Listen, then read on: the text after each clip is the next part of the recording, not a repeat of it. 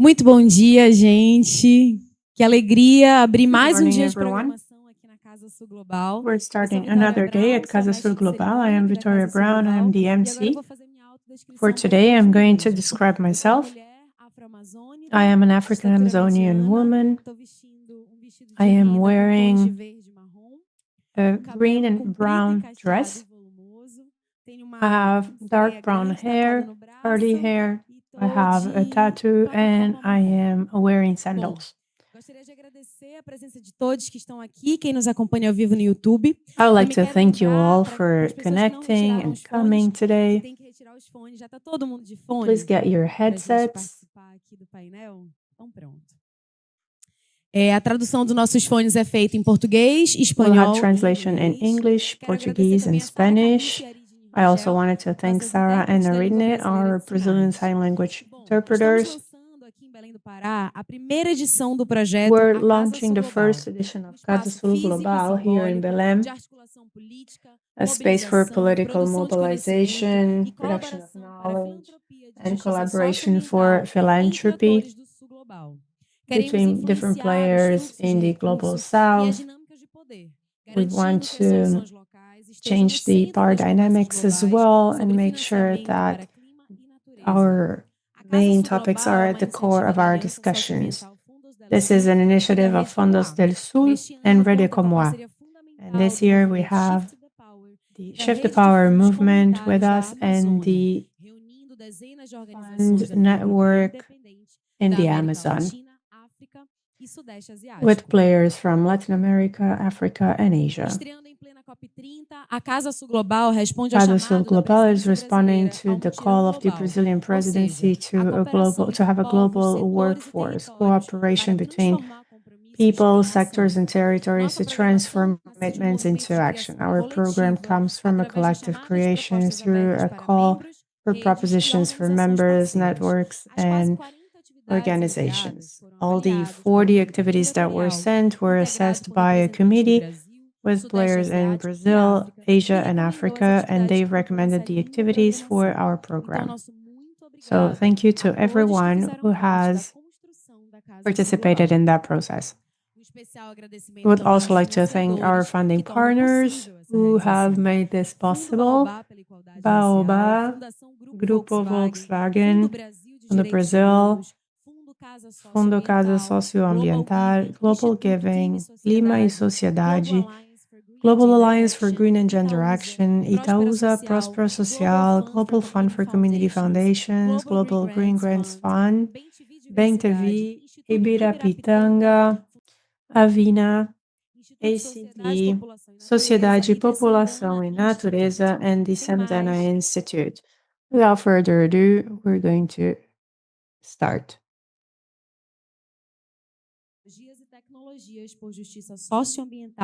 We're going to start with our theme today: popular education and climate financing, methodologies and technologies for socio-environmental justice and climate justice. I'm going to ask you to describe yourselves. Have an excellent panel. Thank you. Thank you, Victoria. I'm going to be speaking Portuguese. I'm going to ask everyone to sit around us here. There are a few seats. I am a white man. I have dark brown hair. My face is swollen right now, but well, I would like to welcome everyone to Casa Sul Global. This panel is the result of three main questions. As Victoria was saying, we had a committee to choose the main activities. We came up with a few ideas to discuss. So it was a challenge, really, to get together and decide what we were going to discuss, the main technologies. So this is a way for us to build climate financing, really, in a way that is accessible for communities, using also or thinking also about education, thinking about public policies, So we're including a movement that's called Shift the Power movement. So we're trying to be creative and, measure these new technologies to see what's happening. So I'm going to get started now. I'm going to turn it over to Daniela to talk about the idea of measuring what matters. And then I'll turn it over to our next colleagues. Thank you. Thank you, Facu. I don't know if you need the microphone. Yes, I need to hold the microphone. Okay. So it's a pleasure to see you all. I am Daniela Ceballos. I am the technical director of the Iñeque Foundation in Ecuador. The Iñeque Foundation, as an organization, has a program called Fundo Iñeque. Iñeque means being persistent, the person who won't give up, just like resilience. And I started with this organization a while ago. I am a mixed race person. I come from the mountains in Ecuador. This is a very different weather for me, actually. It's interesting to be here, but I really like Belém. Very happy to be here. So let me give you some context about Iñeque, and as Facu was saying, about measuring what matters, shifting the power, etc. So the Shift the Power movement is really a global movement from the South, the global South, and it mobilizes many different actors or players around the globe to change power dynamics that won't allow communities to access what they need to preserve their territory. So it's not just surviving. We want to live with dignity. So within this movement, one of the important things is the community that measures what matters. In this community, we have partners from Rede Como A. We're many different organizations trying to explore how to monitor and take learning beyond traditional. We want to go beyond figures and be closer to what matters to people. I mean, what really matters for the people we work with. That's what we want to focus on. So that's the context. And in connection with the panel that we have here, I wanted to tell you more about one of our main experiments, one of our openings, about what we're doing within the community. So basically, what we're doing is try to make community organizations be stronger through financing and learning and strengthening abilities. So that's a process that comes, it's not top bottom. It's actually something that is shared between different people. Here we're talking about financing, we're talking about how that connects to the people that matters. So one of the methodologies that we have developed, which is about exchange between organizations, between the grassroots organizations, we're saying that this is a pollinized way of learning, let's just say. So we all know what pollination means, right? It is a process through which biodiversity continues to exist. I mean, we have different species, we have that biodiversity, we have our ecosystem strengthened. And there are many interesting things, right, in nature that happens thanks to that. So thinking about the organizations that we support, well, we want that kind of pollination. We want a meeting between people that will learn from each other, will exchange resources. And I'm going to explain what that means. This meeting, this pollination, it has 3 pillars. You have the meeting per se, which is actually very important because at NIECE, we want the people in the organizations to come from different places in the country, from the different regions. I mean, from the mountains, from the coast, from the Amazon. And we want them to exchange experiences and recognize that they all have different experiences.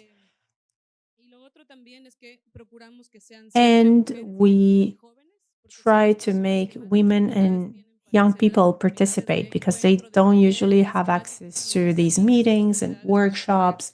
It's difficult for them to leave a community and get to a place like this. We also have 2 concepts that we try to implement, which is gender justice and climate justice. So it is socio-environmental, it is an important exchange, we want this to work. Now, as I mentioned before, one of the resources that we're going to have is knowledge, learning. There are organizations that know a little bit more, have a longer trajectory, but they're going to be sharing with those who are still growing, still learning.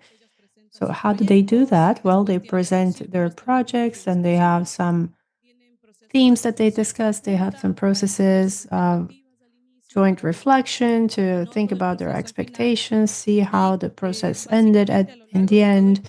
And basically, throughout the process, we have another pillar, which is monitoring.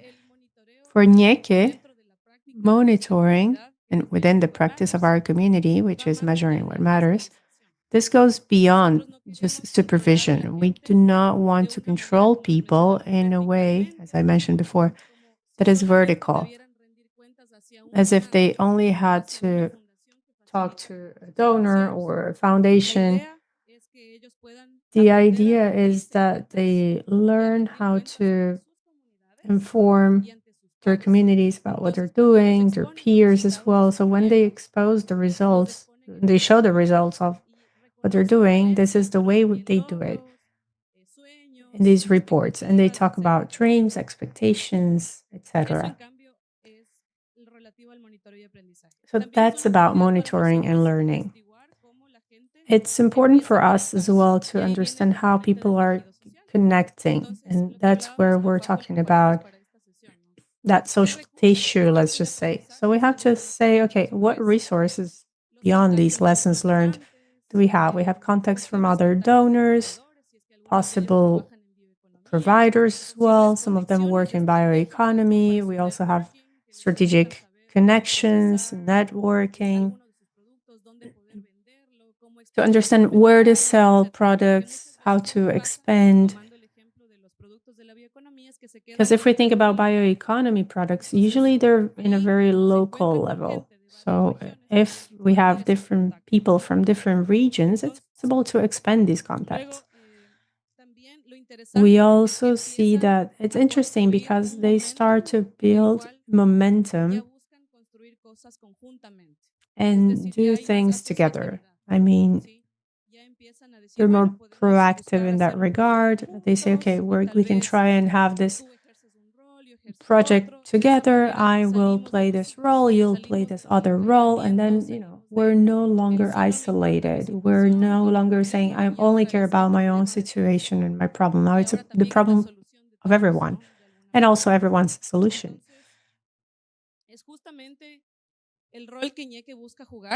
So that's what NIECE is trying to do, to facilitate not just thinking about financial resources, but also contacts that could be bridges for resources, not just financial resources, but all of them. So people know that NIECE is there to support them, but we're not the only ones.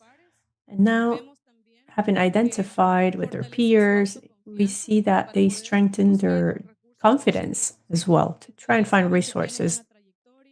So they know there's a whole trajectory. Usually, we have NIECE as part of the institution as well. You see, it's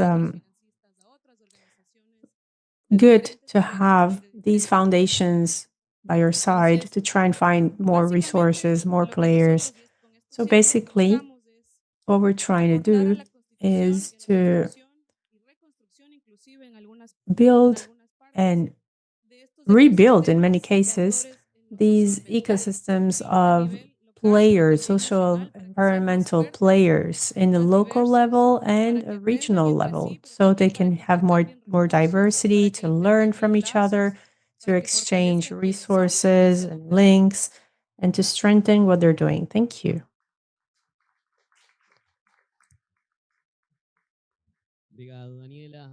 Thank you, Daniela. It's good to hear about what you're doing, how to monitor, how to work with these communities for climate justice. Excellent. Now we're going to continue with Laira Maipuno from Pastor Rise. You'll be telling us how our communities lead monitoring, right? And how the governance works for resilience. So if you could describe yourself and then get started, tell us more about how communities are dealing with monitoring. Hello, is it working? Good morning, everyone. My name is Lyra. I'm from Pastor Rice Fund, which is the grant facilitating arm of non-timber forest products exchange program. So I think I'm supposed to describe myself. So I have messy hair. I have messy straight hair. I'm wearing floral right now and blue pants. So to start, I'll just give a brief information on what NTFP is, what NTFP does.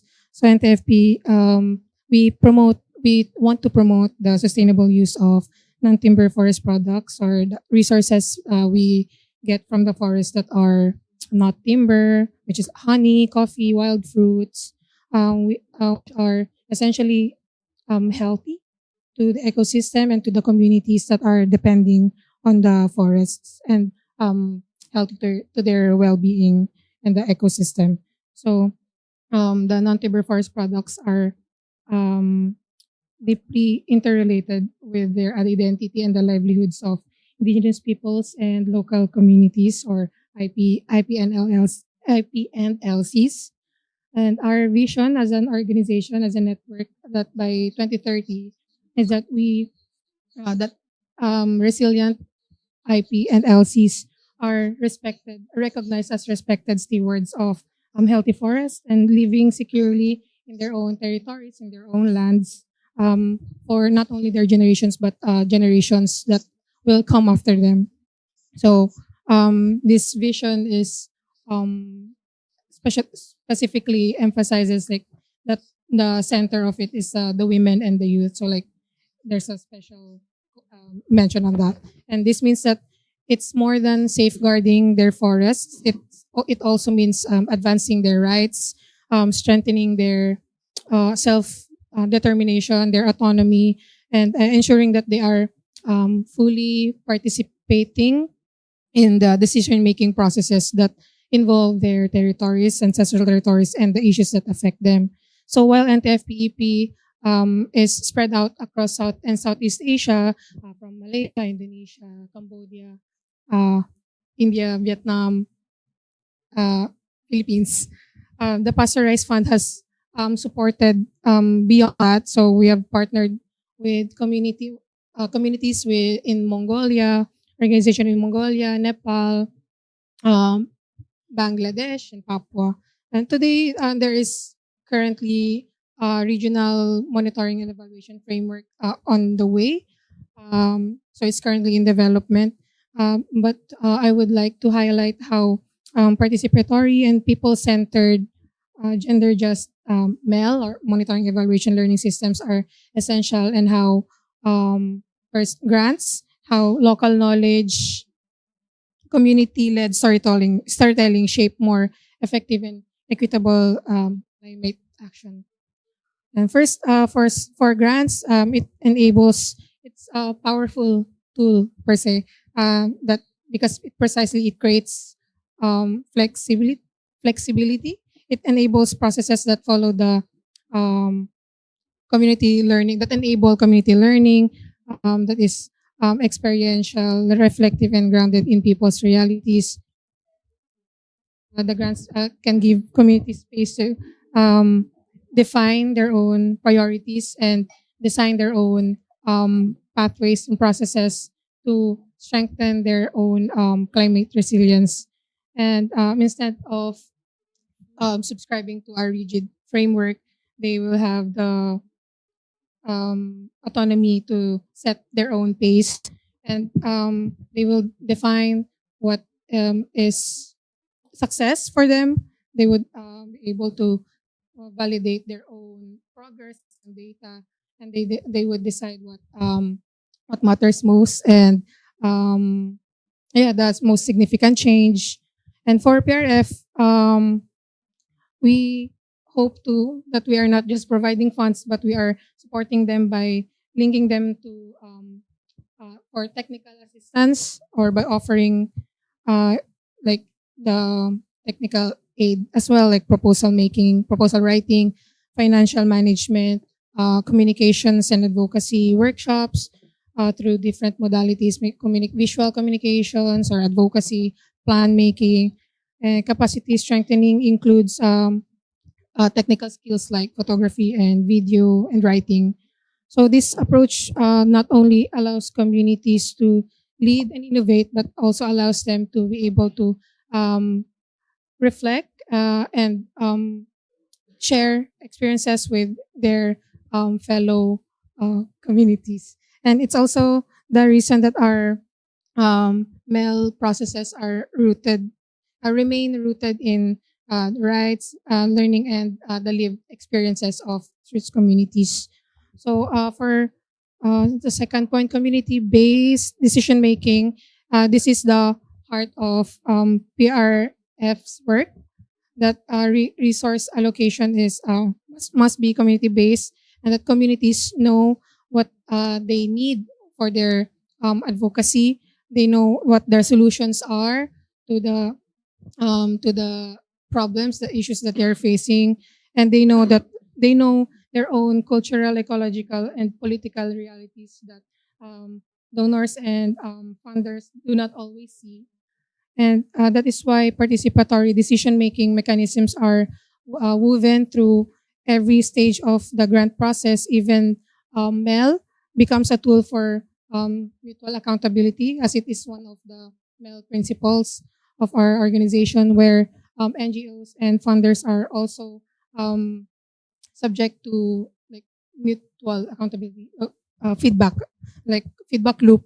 So tools are contextualized, and this means like how, for example, how communities define what is a healthy forest, and how they understand gender roles in their own context, or how it is translated in the language that they understand. So this results to evaluation remaining culturally grounded. So this community-rooted MEL builds a strong foundation for documentation that the communities own, and that protects their IKSPs, or indigenous knowledge systems and practices, rather than extracting them or co-opting them. Then last point is the importance of IKSPs in strengthening climate adaptation. So local and indigenous knowledge is not supplementary to climate action. It is essential. It is the core of it, because communities hold generations of traditional ecological knowledge, ecological wisdom, land use practices that are um, they call this apt in their context, and coping strategies. So strengthening adaptation or climate action means valuing and protecting the knowledge systems that generations and generations have already built, and ensuring that these knowledge systems remain at the center of planning, monitoring, evaluation, and learning. So through PRF-supported initiatives, we have seen how communities are able to use their own language, their own storytelling techniques, their own stories and cultural frameworks to explain environmental change and adaptation strategies. So I think I've shared this before with the fund members, but there was an initiative before in 2019 in Mindanao, Philippines, where indigenous youth were trained to uh, were were able to attend a digital storytelling workshop, and they immersed in their ancestral domain. They learned how to film and edit, and became eventually trainers themselves, and then they helped in subsequent storytelling workshops, and then they're leading the documentation processes in their country, helping other organizations as well, acting as videographers, photographers, and writers. And this makes them, this strengthens their cultural continuity while sharing their ground realities to not only the country but also the world. And another example is the Forest of Her Childhood, which was conducted during over the pandemic. So youth from both countries participated in online storytelling sessions. Then they retold their conservation work and their dreams or aspirations for the future of their territories using their own languages. So some were able to write folklores about the hills. So this, in a way, protects the cultural, what they call this, need to protect their hills. And one girl wrote about her sister, who was a strong community leader that she admired, and another wrote about snakes and why these creatures must be protected and not feared. So these narratives are not only stories of not only cultural stories, but stories that we can also connect with their advocacy all at once. So last example maybe is for the Dare to Trust project in 2024. There was a Dare to Trust project that strengthened the youth capacities in video documentation, video storytelling, from storyboarding to filming, and the entirety of the project. For context, before the Dare to Trust project, the Jarai women rarely left the village. They faced gender-based violence. They lacked access to opportunities. They weren't able to speak the national language, and they had limited roles in decision making. But after their project, the women were able to collectively raise livestock and establish family gardens. And these stories were documented by the youth, and it showed that adaptation was not only technical. It was empowering to them.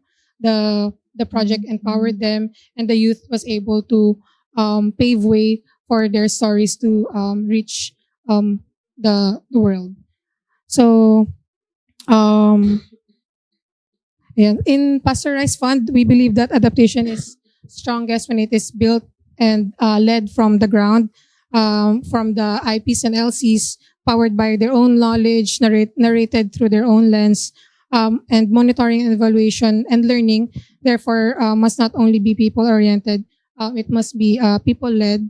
And small grants, they open space for grants open space for experimentation, and community-led decision-making ensures that no one is left behind, and that there is equity. Local knowledge, it strengthens the community resilience, and protects their cultural wisdom, and participatory monitoring guarantees that the processes remain like accountable and effective. And most importantly, communities remain the writers of their own stories rather than them reading the reports about them and then seeing strangers in the they call this the output. That is all. Thank you.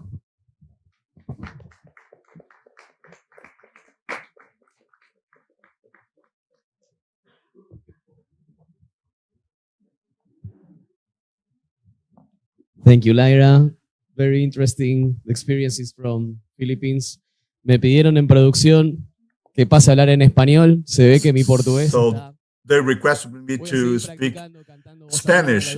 So apparently my Portuguese is kind of broken. I'll continue trying to hone it, to brush upon it, but I'll switch into Spanish now. Thank you, Lyra, for sharing your enriching experience from the Philippines, and all the programs and projects that you're carrying out are incredible. Working with the youth, it's interesting. I was eager to see the pictures and watch the movies you've mentioned, okay? Let's continue with this panel, which is on diversity on Southeast Asia and Latin America, to talk about with Larissa Amorim from Casa Fluminense, Brazil.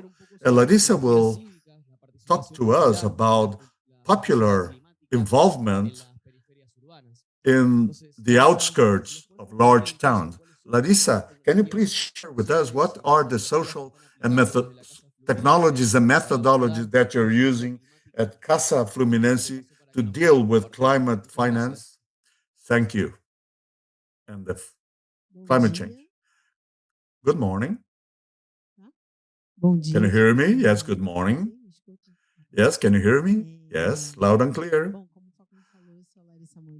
My name is Larissa Amorim. Today, I'm the executive director of Casa Fluminense, and I'm a black woman. I'm wearing brown braids, shoulder high. I'm wearing overall that is gray and sandals.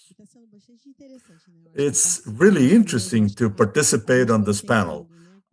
I understand what our connections are and what our shared interests are, and the synergy of the whole process between popular involvement, participation, education, and monitoring efforts, and generation of knowledge. And as the interventions are made, I start association. Talking about Casa Fluminense, it's also part of COMOA network and the Territorial Alliance, where we shared our experience. We wanted to share about the importance of these popular education processes to strengthen the participation in the territories, and the philanthropy work that we've been conducting in the territory have been beefing up the participation of civil society and democracy, and has been triggering transformation. COMOA network is interested in doing a philanthropy that works hand in hand with public policies, okay?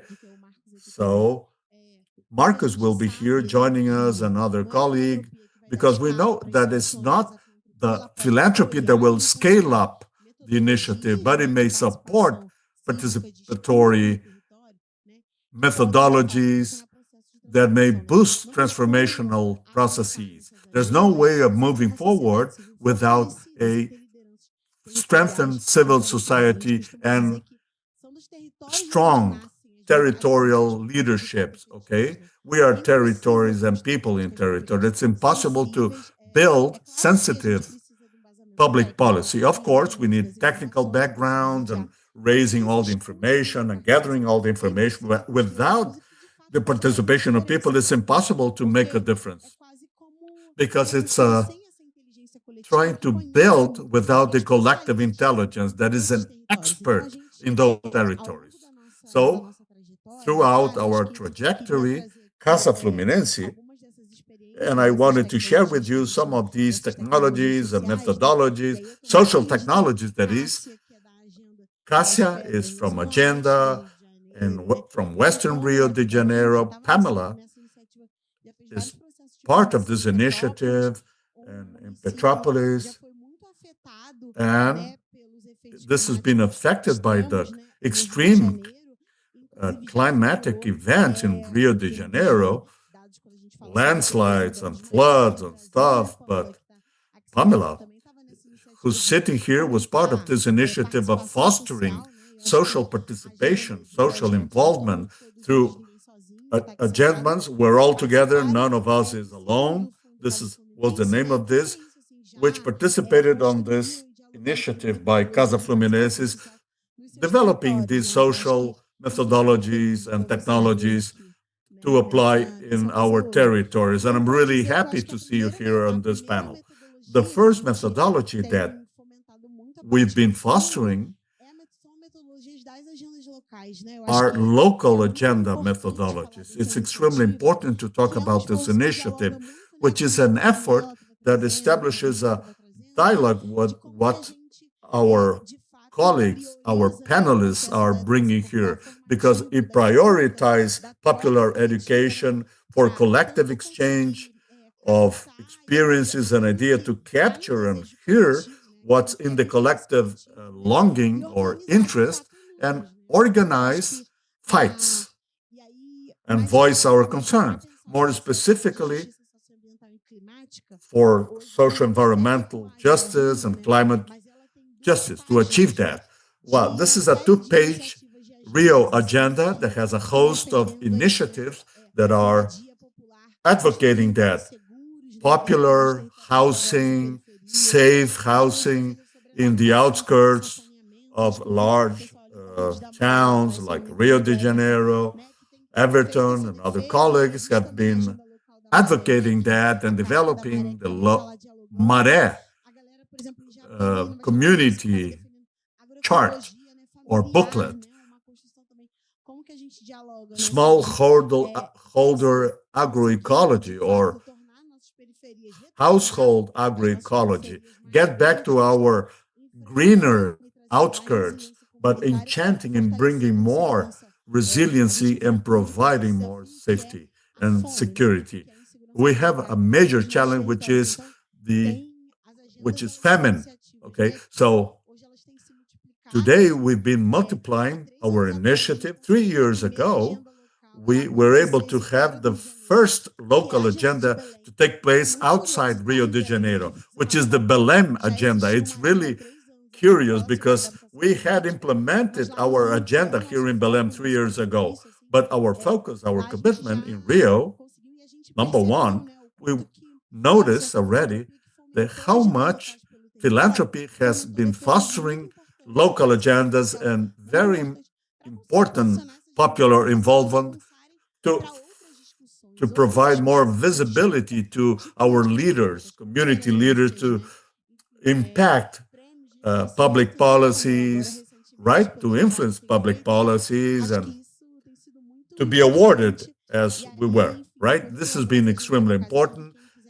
And those of you who are more interested, I can share those documents, and the territorial leaders have systematized what are the public policies that have to be put together in their territories. What's a priority in terms of budgets or funds that are required? Another methodology we've been fostering and boosting are laboratories or observatory of sorts, because it's impossible to move forward without formulating information, because when we look into our reality, when we look outside the large capital cities, we have a big gap of data, right? And it's really hard to advocate that the citizen-generated and driven data collection and generation is extremely important, right? Basic sanitation didn't get to Maré community in Rio de Janeiro, and the utility company were not reporting the reality of that territory. Okay, so no sewage, no water supply whatsoever. So in other neighborhoods of Rio de Janeiro also, if the state is getting here to generate data, we ourselves are going to generate our own data, bottom up. Okay, so how climate finance committed to socio-environmental justice can help boost these transformations and initiatives. And this has been really interesting. So we also have made an effort, and it should be underscored here, which is popular education that is committed to political resistance in our territories. And we say this outspokenly without fearing any sort of reprimand or something like that, without which it is impossible to influence the elaboration of public policies, right? So I would like to say also that philanthropy and climate finance and the fund mechanism and the organization that assists and have put together this space have been able to fill in gaps that are historical challenges of the federal system of government in Brazil. Environmental education movements, popular education movements, and other mainstream educational programs, free access to universities, to advance solutions for our territories have made the difference. And we really hope, and this is what we've been arguing for, in the generation of knowledge, coupled with the funds and strategies, both financial and otherwise, to improve our hearing skills, so to say. And these strengthened groups now know what Rio das Pedras community needs, for example, and to build the resilience that Petropolis needs. And that's it. It's very good to be here with you. Thank you.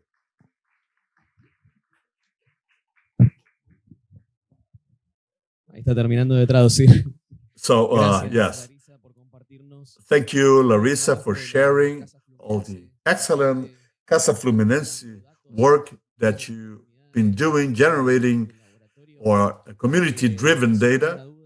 And undoubtedly, this is an experience that is going to connect us ever more for us, as Daniela and Lyra were saying, how communities are building their own spaces for gaining access to climate finance.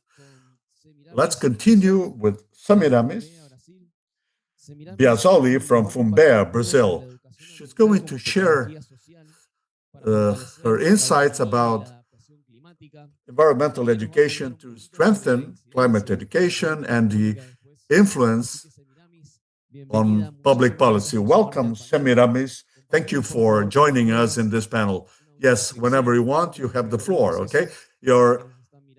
Please describe yourself first, and then how environmental education is a social technology to strengthen popular education. Thank you. Thank you, Facundo. Thank you, Facundo. Good morning, everyone. My name is Semíramis. I'm a Caucasian woman, long hair, kind of, brown, but a little gray, some gray hairs, beige dress, and a black t-shirt, and wearing sandals for appropriate for Belém weather. Very interesting, the connection that has been established here, because we grow and add, and there's a lot of synergy here. For FunBEA, it's a pleasure to be part of COMOA network and also Fundo del Sur Alliance. It's important to get to know and to understand how we who were born and derived from environmental education initiatives and bring this into funding, understanding that territories are powerful, there are many practices and movements that exist out there, and in the Brazilian national environmental education policy, there are many gaps and lacks of funds. So we put together this independent fund 15 years ago, FunBEA, and we bring into this independent fund realm education. And it's the synergy of seeing how other funds are operating is excellent. FunBEA, when we get to a territory and work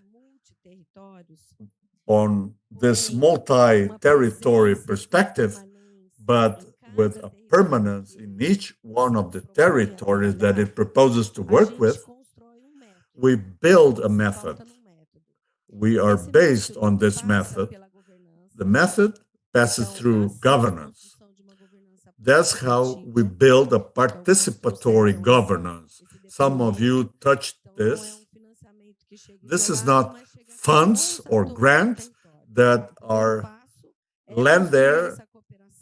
The first step then is to build this cooperation with different stakeholders, different actors, with the government. We always bring the government in the process to be aligned this with the city hall or municipal officers, the managers of watersheds, which is an important instance of water management in Brazil, community leaders, grassroots voices, and it's very important to have this type of articulation in the territories, which demonstrates the need of having this coordination. We bring the academia into this territorial circle, which is the instance or the stand we take. So government governance is important. And then the direct support, financial support or resources get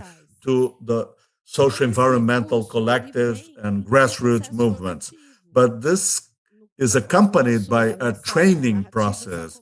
Our narratives are learning communities. This is, you use another terminology that occurs throughout the process, in every step of the way, during the period that fund or grant has been given. So we work hand in hand and providing this training based on popular education, political, for civil or citizen education, exchange of knowledge, traditional knowledge, always acknowledging the traditional knowledge and wisdom within a territory, and also recognizing what the gaps are. Yes, for us, there is a pedagogical intention of strengthening movements and socio-environmental collective groups, understanding the need of strengthening that as a contribution towards democracy.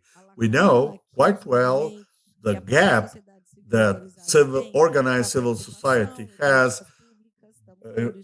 for participating in public policies. We see here and the beauty of the social movement and the importance of acknowledging and strengthening this segment for impacting public policies, for influencing public policies.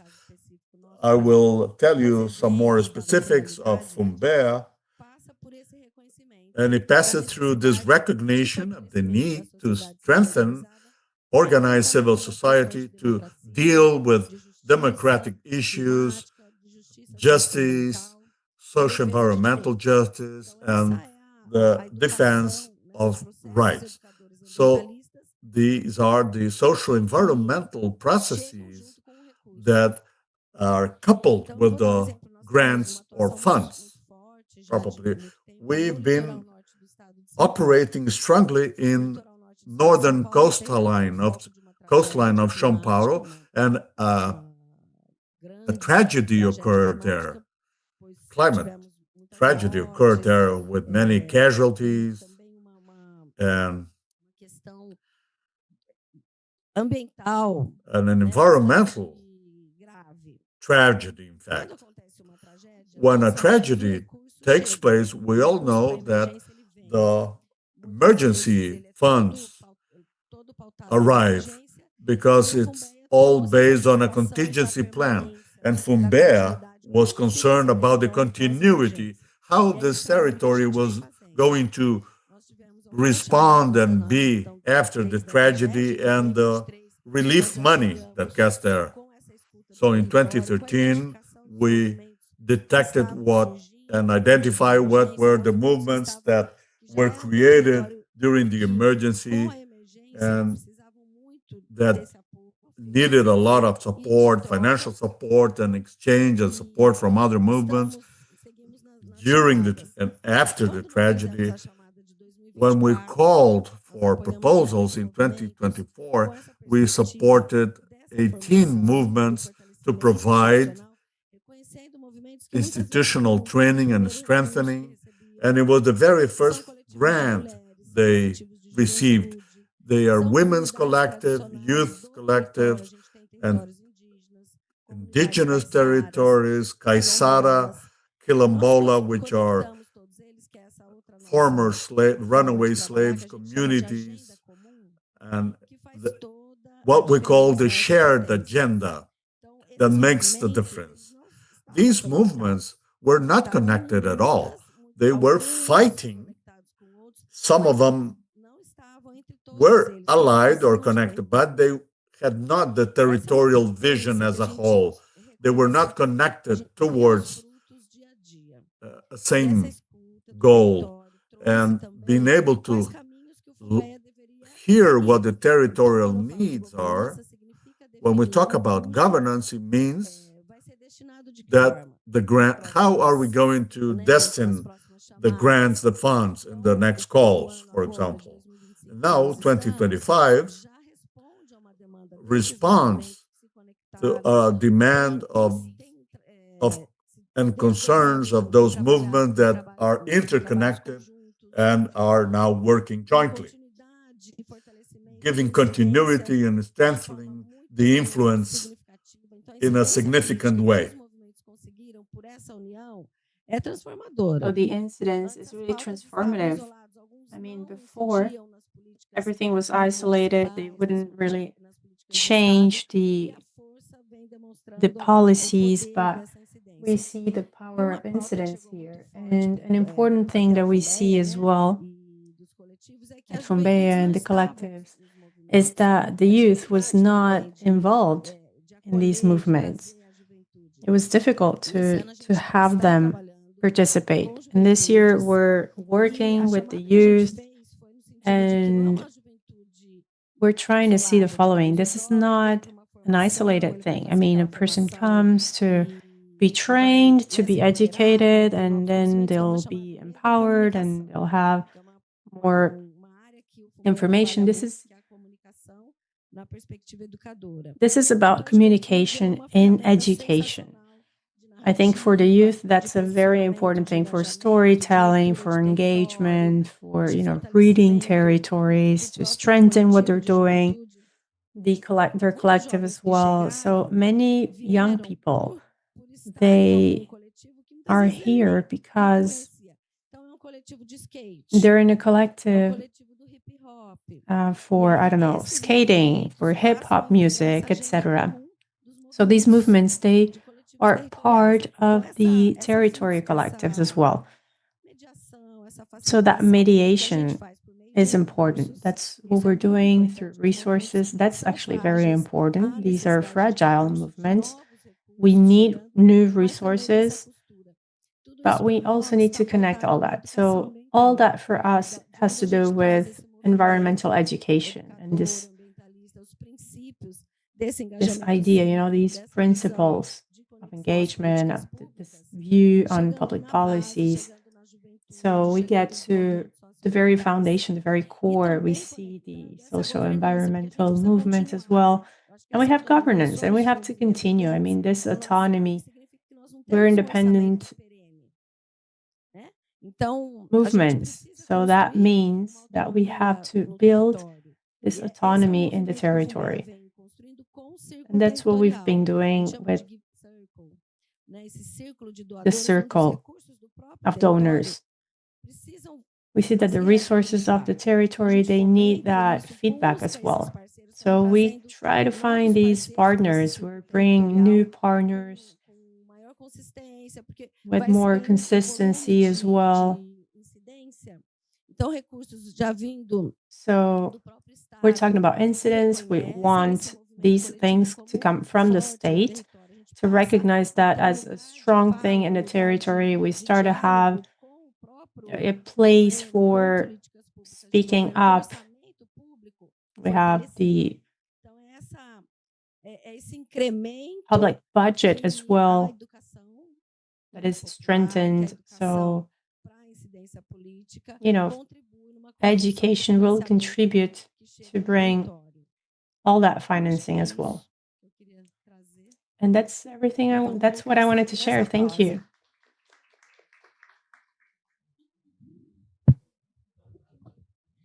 Vengo retrasado con la traducción. Thank you very much.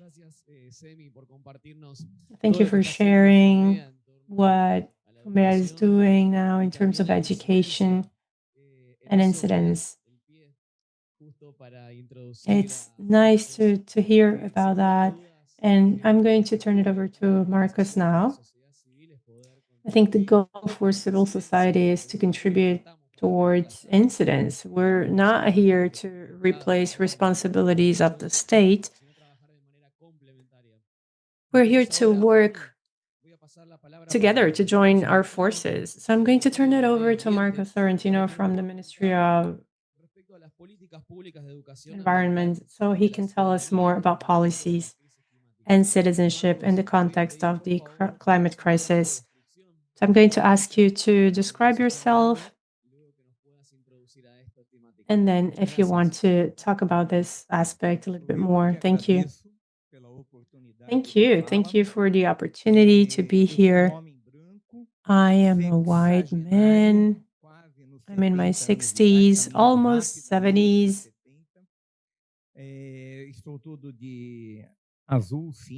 I'm wearing a blue shirt.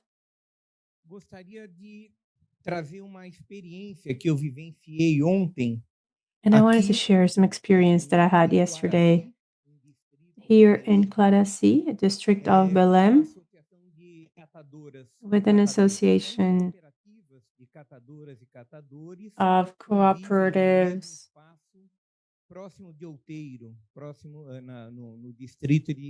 of waste collectors in Clarassi. And so I was called to see what they were doing. We also have a policy that's been around for 20 years, one of the few that has survived the changes in managers and the management. That happens in society. So in this cooperative of waste collectors, there's a green room where they take youth, children, to read books and to learn from community knowledge, learn to recycle certain material.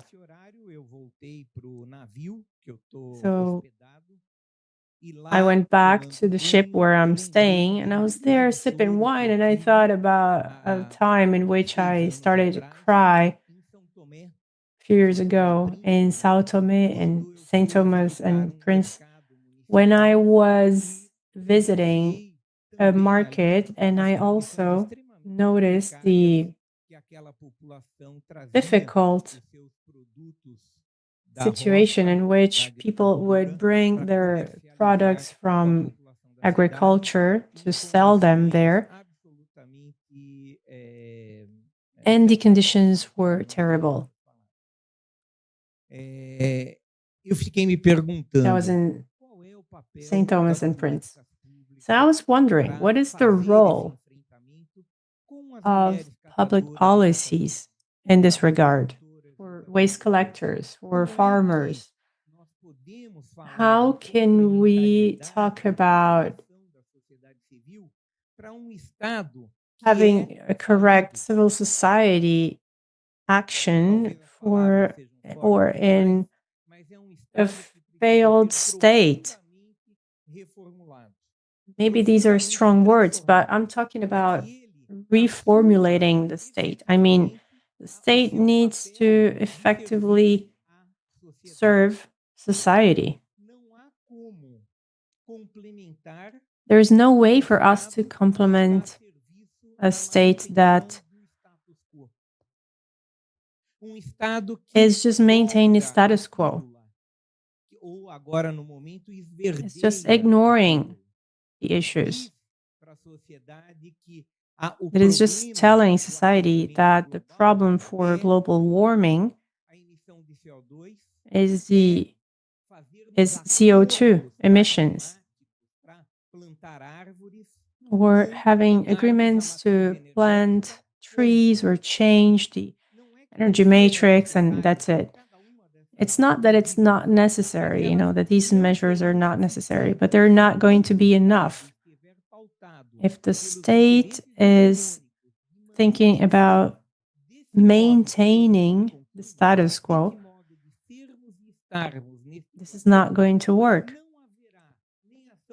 There will not be any action of NGOs or the Brazilian state that will allow us to deal with the profound crisis that human societies are living right now, are going through right now.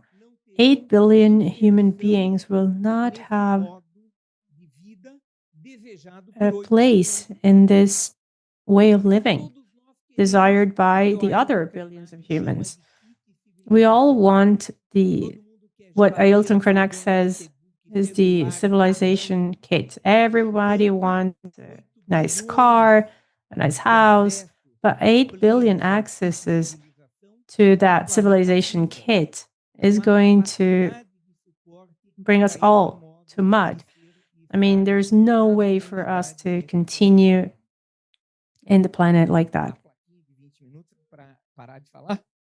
I think my time's up. Is it?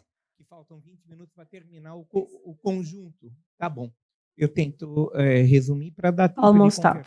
Okay. Well, having said all that, I just wanted to mention that I agree that we have to think about the state serving or strengthening public policies that are polycentric. They're not seen just as the role of the state, and not just the governments, but have to be seen as generated and assessed by the entire society. For that, public policies in environmental education, they have insisted in this perspective to change the whole thing for Brazilians. When we say we're losing 7-1, it's a symbolic number. We would continue to lose if we're going to continue to lose if we don't change the way we're playing. We have to change the game. You need a pact between the Brazilian state and these parties to bring all the few resources that we have for education, especially when we're not talking about education in this kind of schools that we have today. We need to think about Freire and the right kind of education that we want.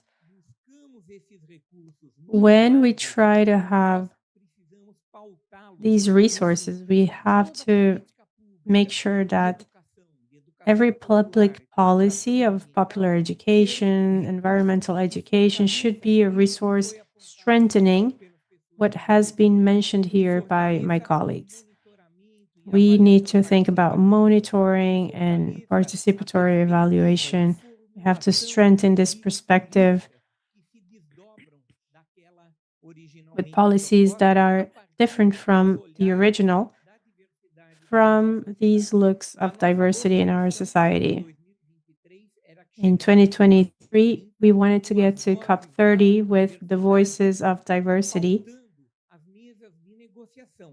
as the foundation of our negotiation tables.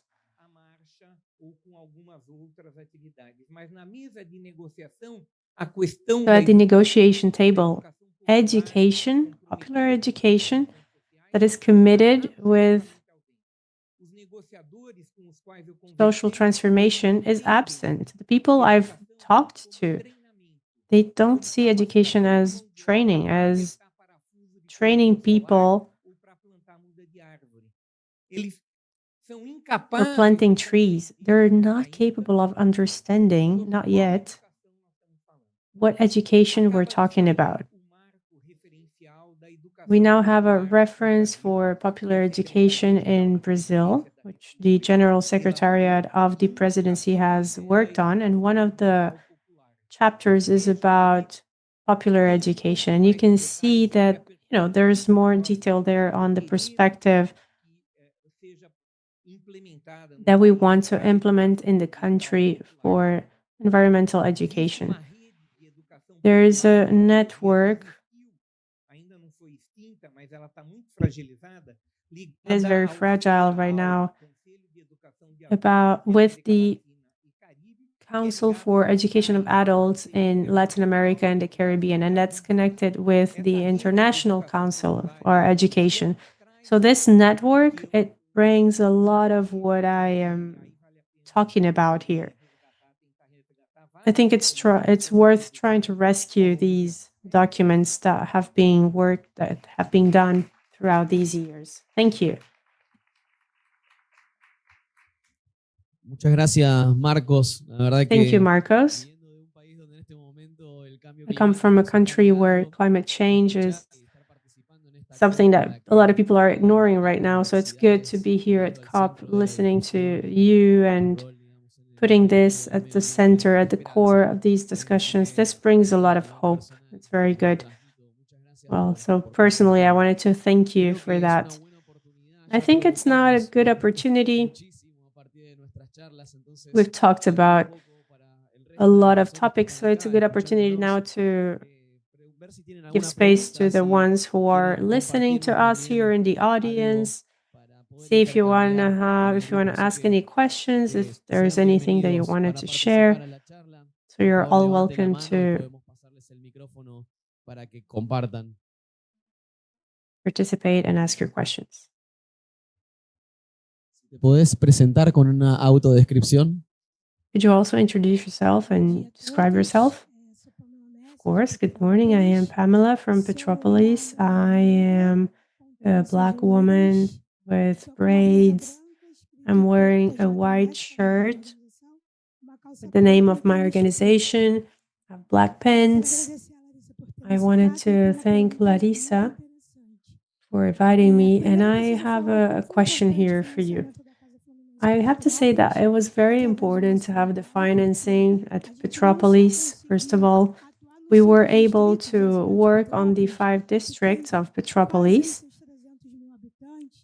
with 300,000 inhabitants. We got to the different districts with the climate agenda, and we were able to work on certain things with the perception of those who received that knowledge. I mean, I'm in the academia, and then I choose how to share this with the other people. And I also worked with Casa Fluminense. And from the moment these people understand that they need to demand public policies in Petrópolis after 2022, after a tragedy that we had there with over 240 people dying there, we were able to make the city recognize that not everyone will suffer the same way. So we have a day for dealing with environmental issues. We also, this year, we worked with the legislative power to create policies for that. So all that was created from the contribution of people who understand what that kind of racism is. So both law projects, both bills were approved after Casa Fluminense worked with these territories. So my question is, well, Petrópolis is a city that ever since 1964 has been suffering with deaths due to tragedies, and most of the people who are going to be victims are Black people.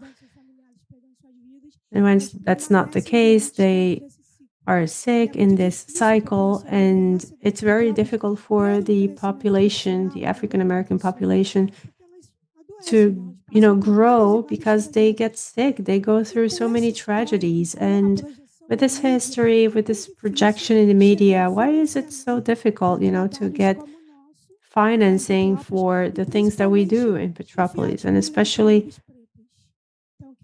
deal with Black leaders as well? Muchísimas gracias. Vamos a pasar. Thank you for the comment. Thank you for talking about this concept of environmental racism as well. I think some of the colleagues here will be able to give you their perspective on that as well.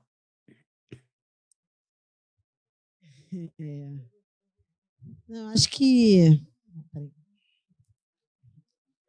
enfim, acho que a pergunta da Pamela, na verdade, ela Pamela's question, a grande pergunta da provocação política desse espaço, né?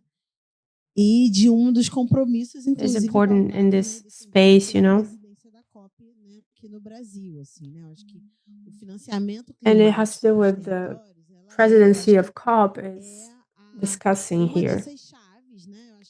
I think this is one of the key things we need to focus on so that we're able to deal with the crisis that is happening right now.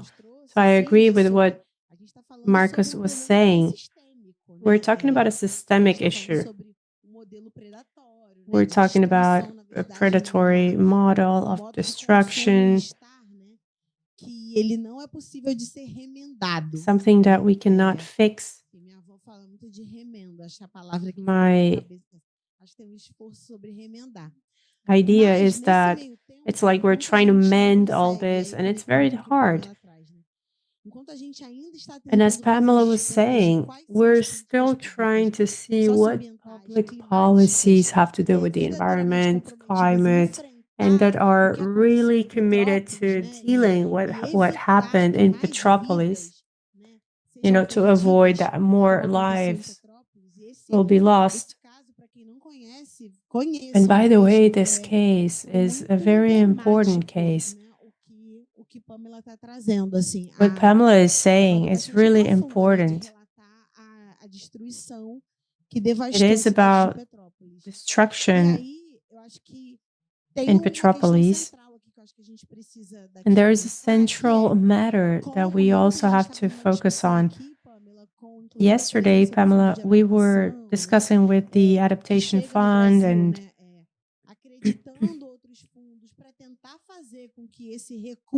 I think giving accreditation to more funds to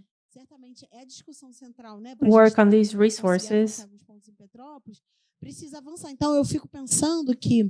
is important. So what I'm thinking is that now we have to see how the Adaptation Fund will get to the territories. We're now closer to that. We're working with the funds that will be able to access that, and we'll have less bureaucracy as well. This is a multi-level logic.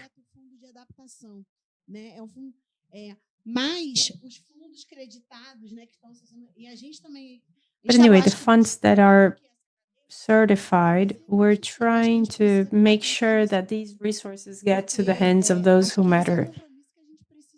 I think that's the commitment that we need. We're defending adaptation, we're defending something that's participatory and sensitive to popular education with active listening, but we're also defending financing. So that comes from the letter that we gave the president of the COP.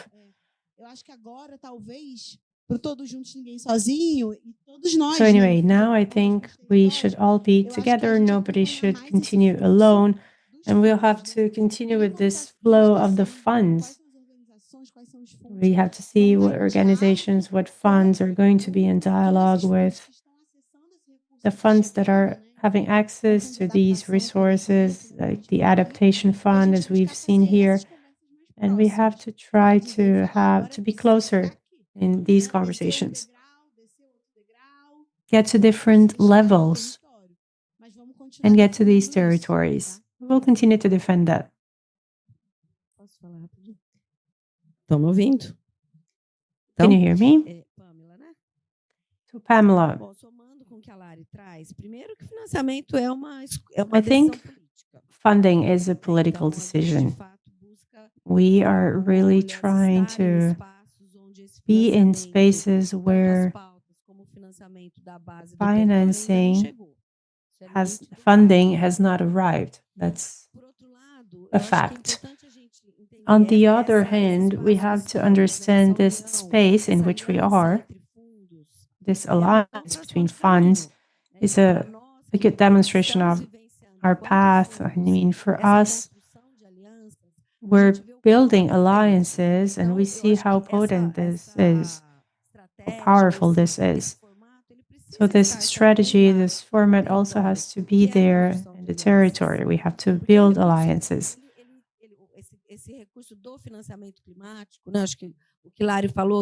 I think this resource,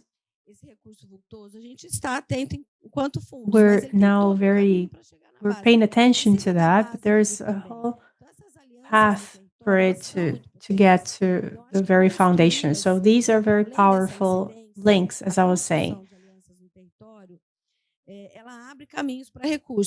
Building these links, they will open the path to having resources. We have to put that at the core. Many times organizations or civil organizations, they're just thinking about that struggle, their own struggle, and there is no time to deal with resources. So having that at the core will require time and people doing articulation, etc. So having that standpoint is important. And just one more thing that I wanted to mention. We've been talking about constituting funds. We need to create funds. And money needs to get to the foundation of it. So when we hear what Pamela was saying, and we see all these movements, we see everything that is associated with Fundo Casa, for instance, all the time we're hearing FunBEA as well. We're talking about the importance of funds, about this format which brings a lot of synergy. It's democratic. It's there with the territories. So we see the importance of these funds. We have testimonials about that. And many times there is a narrative that funds are intermediaries, that we have to get to the fields ourselves. And I think this is also connected with the fact that I'm giving resources to the movement. The movement needs to have their struggle recognized. And many times these funding partners, they don't really know about these donations that will recognize the territory. So we have to be careful about that as well. So recognizing this ecosystem, and that's why we're at Casa Sul. This is not just any ecosystem for social environmental justice. This comes with testimonials, with demonstrations of action, of results, and this has been going on for decades. And climate financing or funding is not recognizing that yet. So we're here in 43 funds of the Global South to understand that there is an ecosystem already that demonstrates that they know how to make resources get to the field, and with active listening, with the territories, and with testimonials of recognition. So I think it's important to say that there is, right, that exists. Thank you. Thank you, Semi. We have 2 minutes left. So I apologize, people over there who has a question. Would you like to say anything? Yes. The third time that I have presence, and it's ever clearer to me that the state is unable to be flexible and able to remove red tape, but through state funds. So I think this network of funds that you made up is incredible, and you can provide support to the Brazilian government. The impression we're under, is that this mechanism of being directly in society may help Brazilian government to overcome lack of continuity, fragmentation, and pulverization of public monies, and the eternal pilots and diagnoses that are never end. And it's always skidding, and a new diagnosis starts, a new pilot is deployed, and this has to be announced very, very firmly and solidly so that there is a change in the way public monies, and a lot of money is being pipelined into Brazil, but it goes to the National Development Bank, BNDES, which is a state-run bank that has difficulties to make resources reach the territories or where they are needed. Marcos, yes, 15 seconds. Yes, just to gather and taking the cue of what you've been saying. What else can we do? And here comes the measuring what matters. Again, monitoring is something extremely important. Monitoring is a process of acknowledging, of learning, and popular education that we can use as a social technology to promote what we do. For us to say, here we are, we're not invisible, we also matter, and we need public policies and more social environmental partners to fight what we fight for. Thank you. Now we're closing this panel. Thank you so much, Marcos. Thank you, Semíramis, Larissa, Daniela, and Lyra. thank you for joining us in this panel. Again, now I pass the floor back to Victoria, our MC, for us to continue with the Global South House. Do not miss the next panels. They're incredible. Thank you again. Yes. Thank you so much. So we're closing today's morning session, but I would like to remind you that we have 2 more activities in the afternoon, starting at 2 p.m. To participate, the next one, please register using the QR code on your side. So please join us half an hour before we start.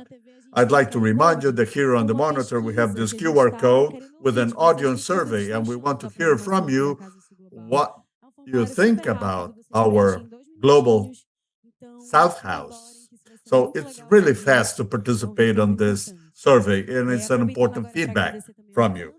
We would like to take the opportunity to thank Canto Co-working in the person of Isabella Canto for welcoming us at this delightful space, and to reiterate that Global South House will be here on Thursday, November the 20th. Please follow us on social media and share. This is very important for us. We kindly ask you that you return the translation devices to the location where you picked them up, and inform that we will remain in the space until 1:30 p.m. when we would like to once again thank the funding institution of the Global South by Baobab Fund for Racial Equality, Volkswagen Group Foundation, Fundo Brazil, Fundo Casa Socio-environmental, Global Giving, Climate and Society Institute, Global Alliance for Green and Gender Action, Itaúsa, Próspera Social, Global Fund for Community Foundation, Global Green Grants Fund, BenTV Diversidade, Ibirapitanga Institute, Avina Foundation, ACP Institute, ICPN, Society in Population and Nature Institute, and the Samdana Institute. Thank you so much, everyone, and see you soon.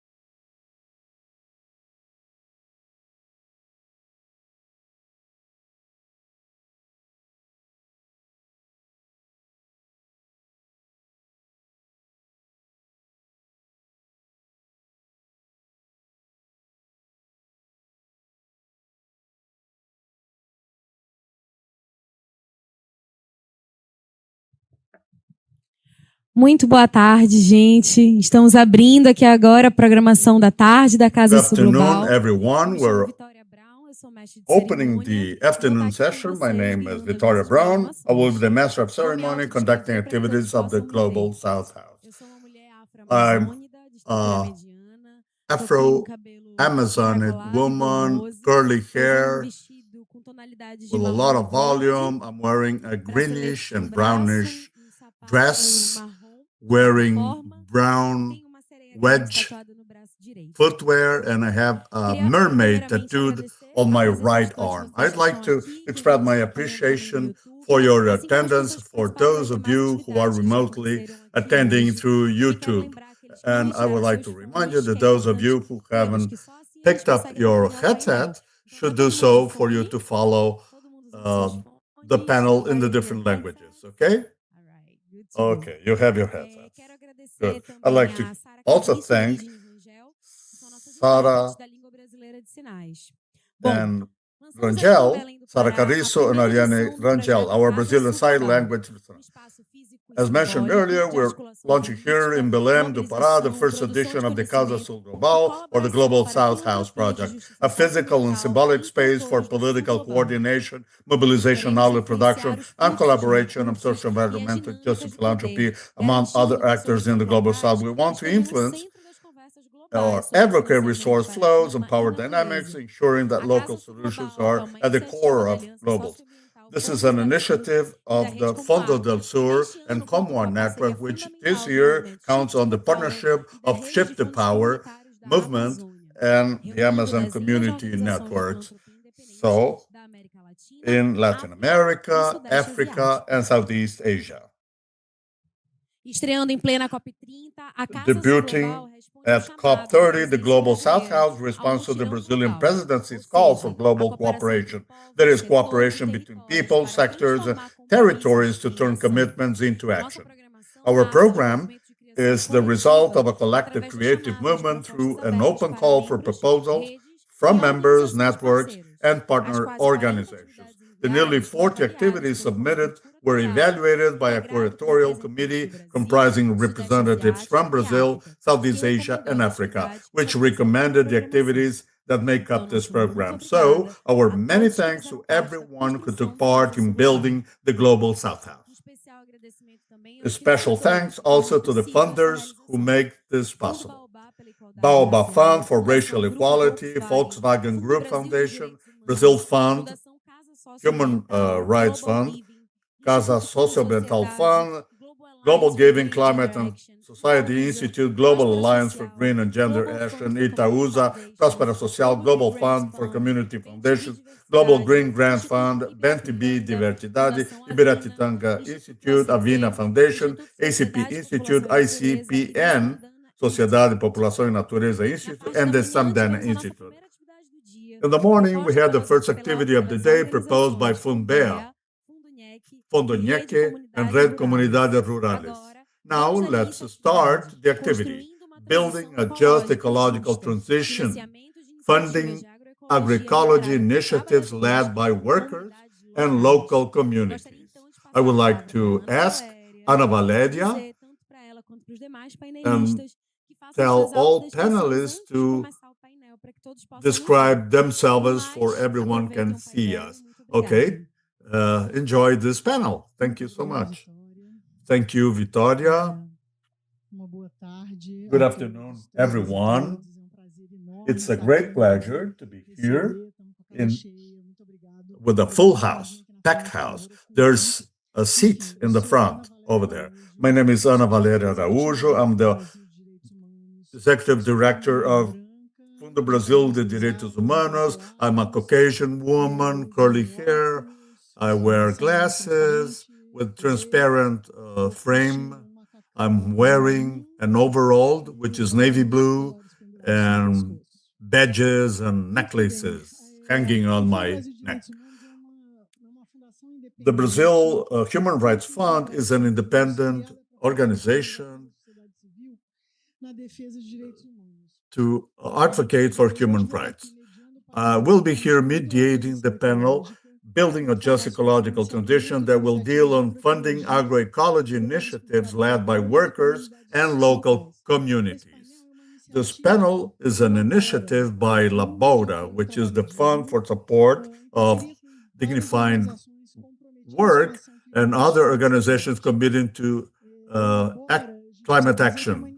Elabora is an initiative by Fundo Brasil in partnership by Laos Foundation, Ford Foundation, and we have representatives of those foundations here and Open Society. The purpose of Labora is to strengthen unions, organizations, collectives that fight for social protection, decent work, and we're celebrating 3 years with more than 250 initiatives that were supported by us. We have invested heavily to promote agroecology and rural territories and forests. Throughout this trajectory, we learned that agroecological systems integrated with workers have a high potential to mitigate climate issues, preserve biodiversity, and promote decent jobs. Labora has donated almost 4 million reais on this front only. And the results are impressive. That's why today's panel tries and rescue the historical background of agroecology in the global south, trying to understand how it contributes to mitigate and adapt territories to climate crisis. We will try and provide examples strengthened by philanthropic organizations that are deeply rooted in local context, thanks to these two elements and mitigating inequality and climate. We count on very special people as panelists here that will briefly introduce, and they will also describe themselves. Adela Guerrero from the Grupo de Promoción de la Agricultura Ecológica, which works closely with Fundo Tierra Viva from Central America. She will share Central American experience with that. On the right-hand side, Valmir Macedo from Centro de Agricultura Alternativa Vicente Nica, CAV, and Silvana Bastos from ISPN, which also established a partnership and will be sharing their speaking time here. We have Johan Jamil Solamin from the Samdana Institute, who is joining us here from Southeast Asia to talk to us about the experience they have on that region. Aline de Souza Nascimento from the Bema town, and on my left-hand side, Jaqueline dos Santos, representing the Summit of the Peoples, or Cúpula dos Povos, and Ana from... We will have two rounds here. The first one will have an initial question put to each one of you, 7 minutes to answer, and we will count on Amanda, who's dressing red, who will be the timekeeper. And up next, a second round on future outlooks, where we'll have 5 minutes. Essa primeira rodada, a gente vai tentar fazer histórico e falar dos benefícios da agroecologia para o enfrentamento da crise climática. E, para começar, eu vou colocar só alguns breves dados para a gente contextualizar a nossa conversa. Segundo o Observatório do Clima, a agropecuária somada à mudança de uso da terra responde por cerca de 74% das emissões do Brasil. Isso mostra a urgência de 4% of emissions in Brazil, which shows the urgency of discussing production models, land and labor and climate. At the end of 2024, it was recommended that we have land reforms and recovery or reclamation of degraded areas and promotion of smallholder and agroecology initiatives. MST is the largest agroecological rice grower in Latin America. 14,000 tons was the harvest of MST in Rio Grande do Sul state only. In addition, organizations such as CAV or CAV, the Center for Alternative Farming, is expanding the grants and funds to promote agroecology with concrete examples of partnerships and relevant impact. One thing that is crucial is to start defining what is agroecology, or talk about the definition or concept of agroecology. I would ask Valmir and then Silvana. First, Valmir, considering CAV or CAV experience in the semi-arid area of Brazil, can you please explain what characterizes agroecology in the daily lives of territories? And next, Silvana, how do these practices, farming practices, establish a relationship with productive landscapes of SPI? Yes. Hello? Yes, that's the way it is. Yes, please introduce yourselves. Okay, thank you. Good afternoon. Thank you. Okay, thank you for this opportunity. My name is Valmir Macedo. I'm a 46-year-old young man from Jequitinhonha, a semi-arid area in the northeast of Minas Gerais state. I'm wearing a green polo shirt and which characterizes our alignment. And for agroecology, I'd like to define it based on a message that we convey as CAV. We participate in many other networks at Cerrado and Asa in the semi-arid region of Brazil. Agroecology for us is to live and is our way of changing the world. Agroecology was not invented by some enlightenment being, but it's the way of being and livelihood of a people that is defined by the characteristics of the place where he or she lives, by culture, the relief, the topography, the geography, and it's something that happens in the territory. Unfortunately, the territories are cornered, threatened, encroached by large projects, mining projects, cropping projects, dams. I come from a region that probably has one of the largest eucalyptus plantations in the world.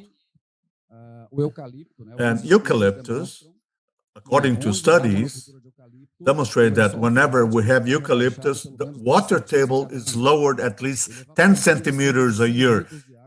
And it sucks 6 liters of water per square meter, whereas the native plants by region transpires from 2.5 to 3 liters of water per day. Why? Because these are adapted plants, native to that area. Can you imagine 5 decades? My municipality, 95% of the water springs were dried out.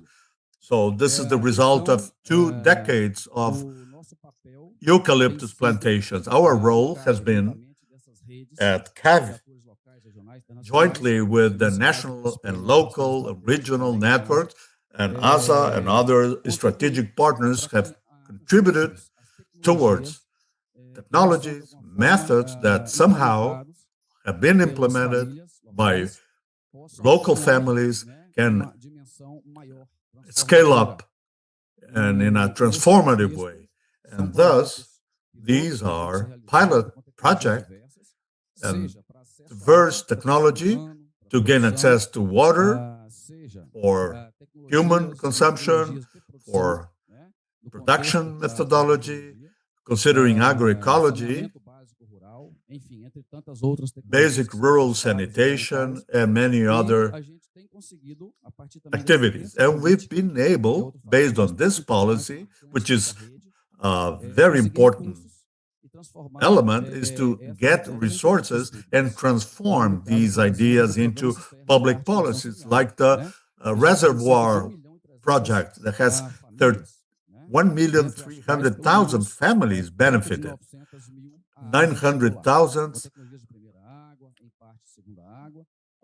have access to first water, second water, and all water used in the property, in the household, in the homestead are used and recycled, so there is no pollution dumped, and this is geared towards producing elements. So solidarity funds involved, management of equipment for harvesting implements in general. So in practice, we've been disseminating this idea of agroecology, and we are able to influence or impact and public policies. Good afternoon. It's a great joy to join you in this round, these panels. I'm Silvana Bastos from População Natureza Institute. I'm a white Caucasian female, grayish hair, which depict I've come a long way in agroecology. I'm wearing green, aligned with Valmir, or matching with Valmir, and agroecology Valmir is a structuring practice for all the reasons that Valmir has explained, the way of relating to nature and the perspective of walking planet Earth harmoniously with nature, and is structuring to promote socio-environmental landscape, which has many dimensions. I will point out two of them.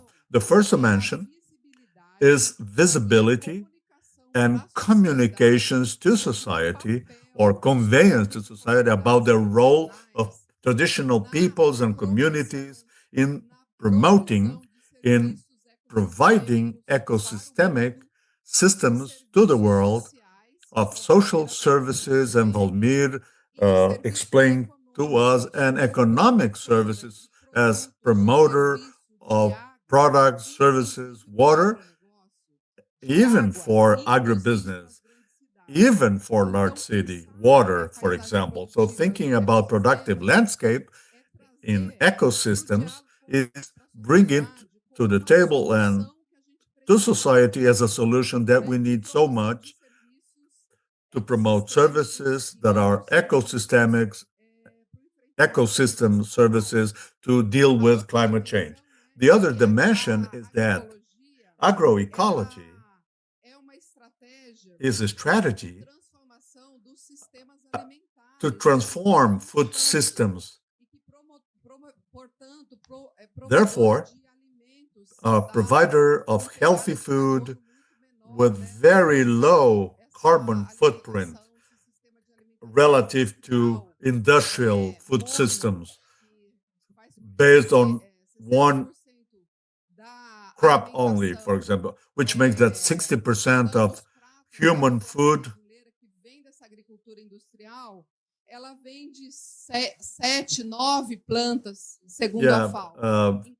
just 7 crops feed the world, according to FAO, whereas traditional peoples produce and manage 4,000 plant species. Well, they know 40,000 plant species, but they produce, they plant, they crop, they manage 4,000 species. Why these 4,000 aren't these 4,000 species not in the dishes of the world population? So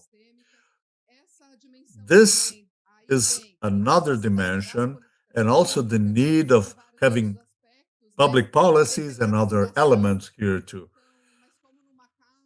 As in a house, just the foundation is not enough to support it. So agroecology is a foundation, a strategy, but it requires the strengthening of organizations, networking, public policies that reach the territory for them to be large-scale providers of products and services. Muito obrigada aí, Valmir e Silvana. Aí thank you, Valmir. Thank you, Silvana. Thank you for talking about the concept. So we see that agroecology is actually a different way to do things, and we see how much technology is embedded into that. And everything that we're discussing here. So let me turn it over to Jacqueline now. She will be talking about that as well. So besides all the scientific evidence that there is a reduction in the greenhouse gas emissions, there's also a change in the resilience of food production under extreme climatic conditions. So agroecology is a practice that also has to do with solidarity and promoting a more just way of living. So Ana works with a network of many players, many institutions in that regard, and she tries to promote sustainability in the rural areas as well, and she's part of the Summit of the Peoples. And as you've seen, the summit is about articulating over 1,000 national and international organizations, and they mobilize thousands of people in the climate agenda. So we have Jacqueline here representing many of these players. They want to have more protagonism for the people in this agenda. Ana has also launched over 500 experiences of agroecology in Brazil. Jacqueline, could you tell us more about the findings in that mapping? and how you embedded that into your work. Well, good afternoon, everyone. I am Jacqueline Felipe. I am part of the Amazonian Network for Agroecology and Amazonia. I'm here representing the Summit of the Peoples, which ended on Sunday, last Sunday. I am a Black woman. I have curly hair. I'm wearing a brown dress and a jacket. Então, né, esse também convite para quem ainda não viu o mapeamento. This is an invitation for those who haven't seen the report. It is very interesting, and in fact, we try to look at 500 experiences and initiatives that were developed in the country in terms of agroecology. And I think the main result for this is what territories and communities have already noticed a while ago.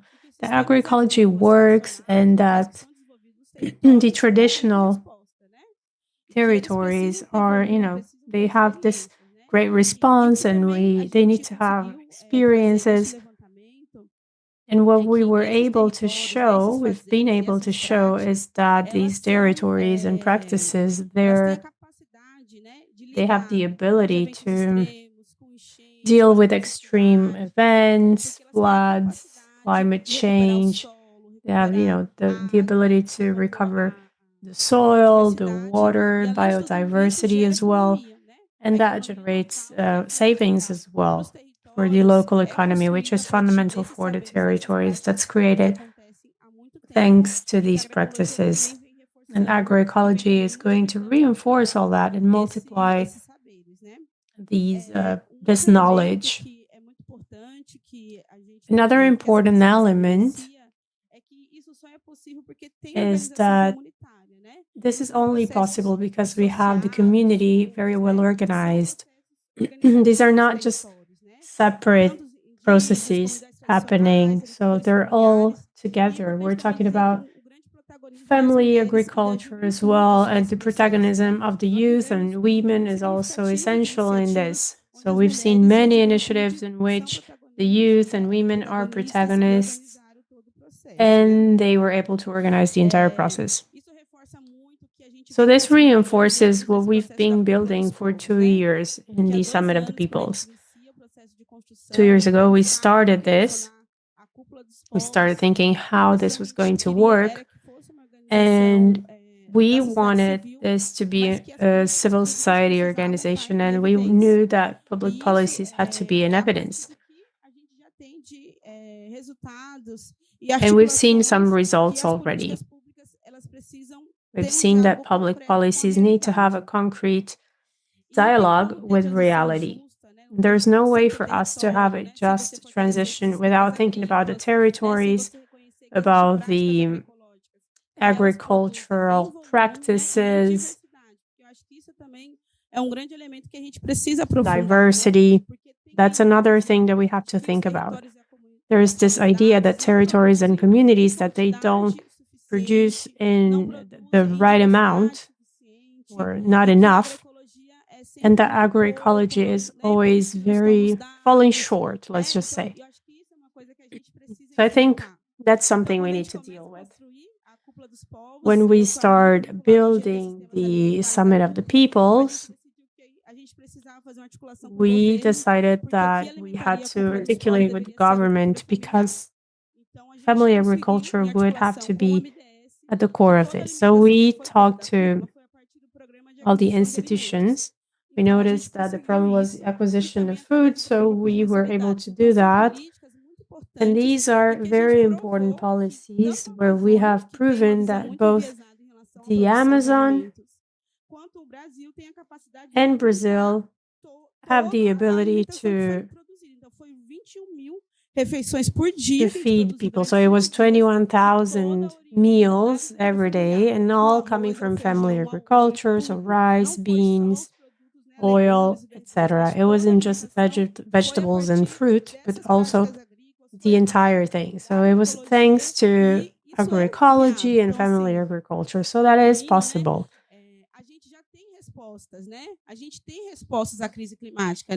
That means that we already have responses to the climate emergency.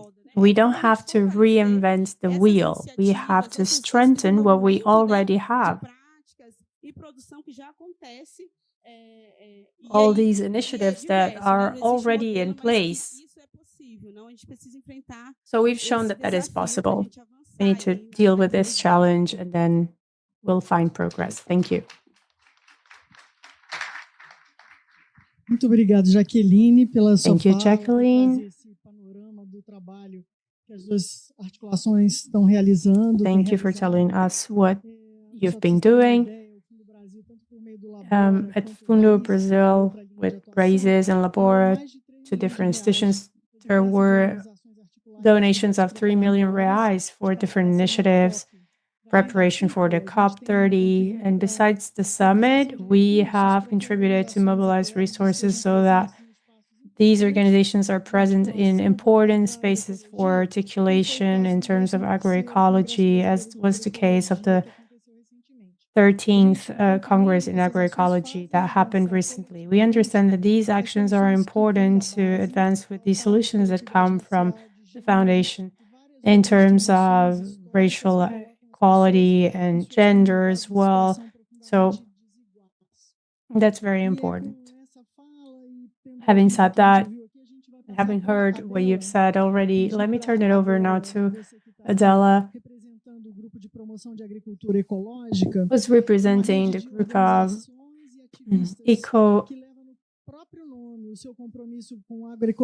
agroecology, basically. You work in this group that strengthens sovereignty and food security as well, besides the well-being of these families in rural areas in harmony with nature. As we've just seen, one of the main aspects here is the protagonism of the youth and women in different initiatives, as Jacqueline was saying. So that shows that agroecology can also contribute significantly to social justice in this transition, creating opportunities of work, good, decent work, and also new spaces for leadership of groups that historically have been marginalized. So if you could tell us more about what you've been doing, what your organization has been doing in Nicaragua and other countries in Central America. And if you can also tell us what contribution that has brought to gender justice and a more sustainable future for the youth. Thank you. Hello, good afternoon. I am Adela Guerrero from Nicaragua. I have curly hair. I come from a region in the south of Nicaragua where it's really warm. We also have many climate events. We've seen droughts, floods. We've seen people lose all of their cultures and then they have to plant again and reconstruct. I am here representing HEPAE, which is the group for agroecology, and also the Terra Viva Fund. HEPAE is a network that was founded many years ago to promote agroecology. And when we started, nobody really believed in what we were doing.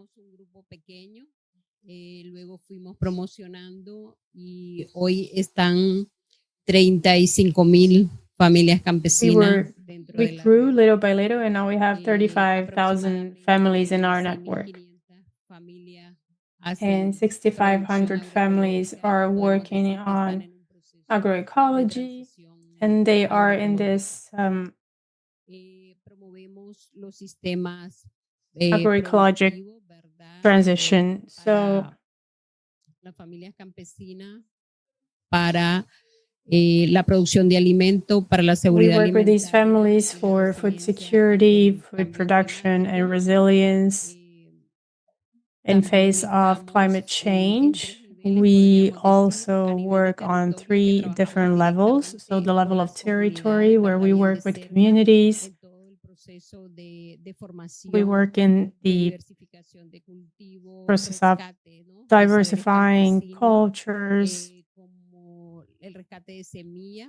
knowledge, seeds. We've rescued 20,000 seeds of beans and corn and rice that had been lost, and also medicinal herbs that are extremely important for health, for prevention of diseases for these families. And we also have production systems for conservation. We promote reforestation because we are in places where monoculture is very common. That's very bad for the communities. And then there's a lot of deforestation as well. We have slaughterhouses that consume over 50% of the water that we consume in our communities. And we're trying to empower women as well. 60% of the 35,000 families that we work with are women, 40% are men. And in this group, we also strengthen abilities to allow for women to have access to rights, to training sessions, to education. We have women who are leaders in their communities, and they also participate in the local government as counselors. We've also diversified the production. We've worked with local markets in the municipality. We have also built or designed actually bills, laws focused on sovereignty and food security. And we have producers participating as well in that legislation. We were looking at their rights. Also, the law for agroecology is something that was implemented. It requires a little bit more review, more analysis for its implementation in accordance with the demands of producers. And we have the seed law as well, in which we also participated. We work with other countries in Central America, other groups and networks, plus Latin America. We are part of MAELA, the Latin American group for agroecology. We are in 9 different territories promoting agroecology. We also have committees for marketing all this production, for selling all that. And there is a connection between consumers and producers, of course, that is established. We're trying to promote the consumption of healthy foods. And we're also in some of the governmental spaces to try and bring more incidence in our demands, such as sovereignty and food security. And our work with the youth, escuelas de campo, is also important. La colectividad, ¿verdad? Entre los, we want them to understand how important it is to join forces, to be a collective.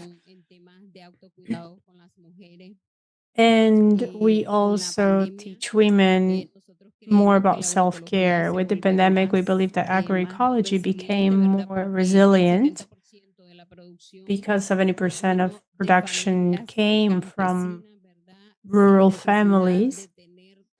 without the need to have the entire production system coming from outside. So producers didn't use any products coming from abroad, from other places. They just planted their own seeds. They harvested that. And we have a network of 450 seed banks nationally.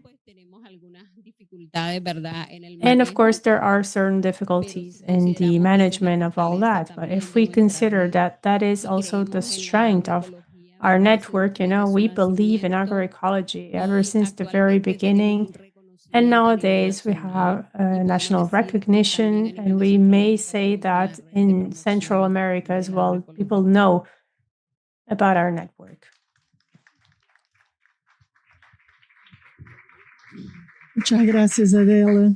Muito impressionante. Thank you, Adela. It's very impressive.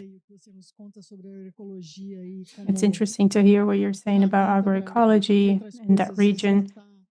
It's a nice tool to rescue foods that had been lost, and the connection of all that with empowering women and for them to be leaders, to be in important forums, also the role of the youth. Well, I'm going to turn it over to John now so she can tell us more about the experience at the Semdana Institute. So with Fundo Brazil, we know that this was created by activists that were committed with the urgency of dealing with the profound causes of inequality based on the non-recognition of indigenous groups and local communities. And we also have the commitment to have more access for these groups. How is the Semdana Institute working with agroecology in Southeast Asia? What examples can you share that show the potential of agroecology as a tool to deal with the climate crisis? And when it comes to territory, to soil, how does that connect in our discussion? Good afternoon, everyone. Can you hear me? So I'm Joan. I'm from Semdana Institute. I'm an Asian woman. I'm wearing cornflower blue clothes and sandals. So I am from Semdana Institute. We are an organization in Southeast Asia, and we work with indigenous peoples and local communities. So Semdana has traditionally worked with indigenous peoples and local communities in terms of helping them assert their rights to access and control their natural resources. Is the sound okay? Yeah. But some years ago, we have really built up our work on framing this in agroecology as a means for indigenous peoples to continue protecting their territories, as well as ensuring their self-sustainability. So there are two cases that I can share. So in 2014, we experienced in the Philippines, Typhoon Haiyan, and some island communities were really devastated. So because of their distance from and the local government was also immobilized, it took them at least 3 days to get some relief. So during that time, the indigenous Calamian Tagbanwa people, they are sea-dependent indigenous communities. They resorted to their traditional root crop and used that to feed themselves while they didn't receive the formal humanitarian response. And that was the first incident that helped us to align our direction towards helping indigenous peoples recover their traditional root crops and document their traditional food systems. So for the indigenous Calamian Tagbanwa people,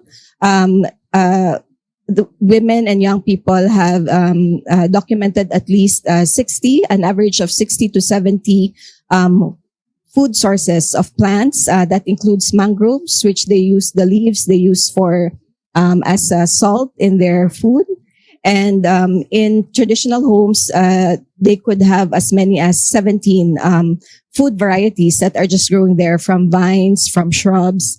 And so these are part of their traditional food system.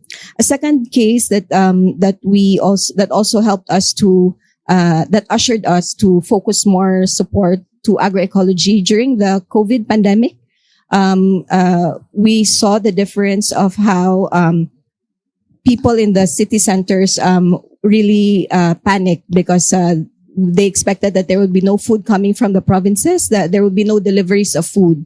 But for indigenous communities that we worked with, they only asked assistance for us to help them access rice, because the rest of the food they could find in their forests. And so during that time, even when there was a closure on activities during the pandemic, but of course, communities could go to their farms. And that was also the time that they used that time to also document their food for the forest foods. And so we see these kinds of activities in ancestral domains or territories as a way to assert their rights, assert their ownership on these lands, because this is where they have traditionally foraged, or where they traditionally source their food. And so even if there is no formal government recognition, there's no formal papers to say that they own this land as a part of their customary territories, but because they continue to care for this land, they continue to protect these areas where they can get their food, then that's an expression of their assertion of rights. And in Indonesia, we help local organizations and women's groups to recover food that is appropriate to their environment. So an example is the sorghum. So we know that in Asia there was such a period as the Green Revolution, wherein there was really a strong push of the government to convert many of the farms into rice and eventually to the monocrops. But in some islands, they are discovering that they grow sorghum, which can survive droughts. And also, and that has been the work in the last 5 to 7 years, helping communities to recover their traditional and heirloom seeds of rice, corn, root crops, and so this movement is going around in Southeast Asia. And we see that there are various forms of farming based on traditional practices and cultural knowledge. They go by different names, but the principles are common, like caring for the land, giving time for the soil to recover, ensuring that there is a diversity in the foods. And for us in Samdana, we want to continue to support that because, again, food security is a very basic building block in a community. When communities are able to are sure that they have food they can provide for their families, then they have time as well to look into other issues. Like they have time to improve their organizing, they have time to increase their capacities, mobilize the women and youth, and to address the issues that confront them from externally.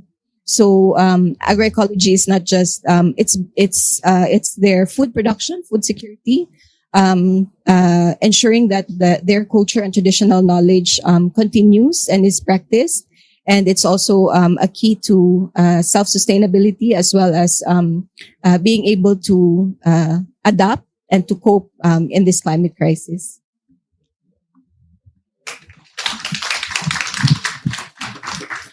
Thank you, John. Super impressionante os exemplos, os dois exemplos iniciais que você trouxe, né, tanto aí do evento extremo nas Filipinas, quanto a questão da Covid e a capacidade da agroecologia garantir segurança alimentar, né, para os povos, para as comunidades, e tudo que você traz na sequência aí sobre a questão do direito à terra, do reconhecer o direito à terra e território como estando na base, sendo fundamental para que essas atividades possam acontecer né, de forma sustentável, o que me faz ter a certeza, a impressão e a certeza de que o que acontece no Sudeste Asiático, na América Central, é muito similar ao que acontece no Brasil. Os problemas, as faltas, as falhas e as demandas, né, além das nossas capacidades, o que a gente está vendo são muito similares. Enfim, aí eu vou passar então agora para a Aline, dizendo que sabemos que em certos contextos parece complexo pensar em futuros mais justos e sustentáveis, vira quase que uma ingenuidade, né? Mas a experiência dos fundos territoriais, dos fundos comunitários e de outros formatos de filantropia construídos a partir da base no sul global tem nos convidado a olhar com otimismo para os rumos da transição ecológica, que realmente há soluções, elas existem, são reais e são viáveis. O Fundo DEMA é o resultado da luta e da conquista das organizações e de movimentos sociais na Amazônia, que se materializou aí por meio de um processo muito bem sucedido de parceria entre atores sociais, Ministério Público Federal e o governo brasileiro. Então, a gente queria que você compartilhasse com a gente, primeiro, como é que foi que o Fundo DEMA nasceu, né, o que é isso que eu falei aqui agora, como as práticas de agroecologia começaram a aparecer nos projetos que vocês apoiam e qual o contexto de realização desses projetos na região amazônica. Não sou a Lin. Não está funcionando? Nada? Tudo que eu falei, ninguém ouviu?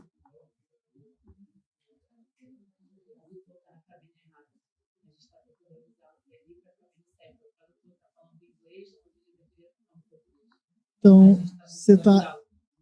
Eu espero um pouquinho, é isso? O que eu... eu tenho que... eu tenho que avisar para o tradutor que você está na cabine errada, você precisa de trocar de cabine. O tradutor de inglês está na cabine errada, precisa trocar de cabine. Ok, desculpem. I apologize. My bad.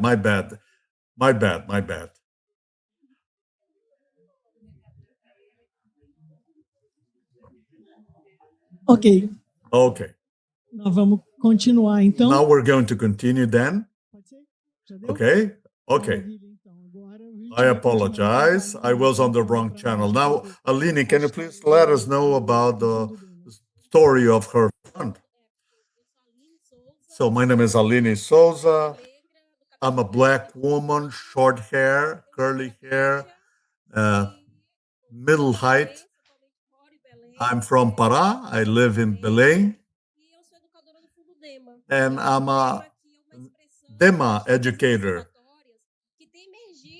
which has stemmed from the resistance to economical exploitation.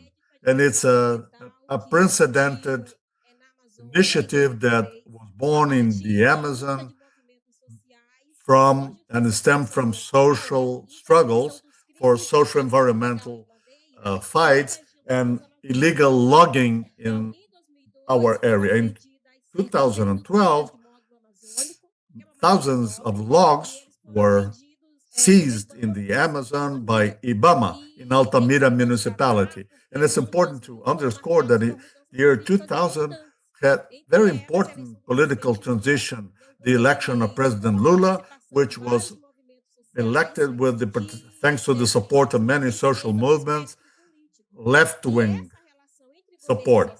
And this relationship between government and society opened up new dialogue avenues.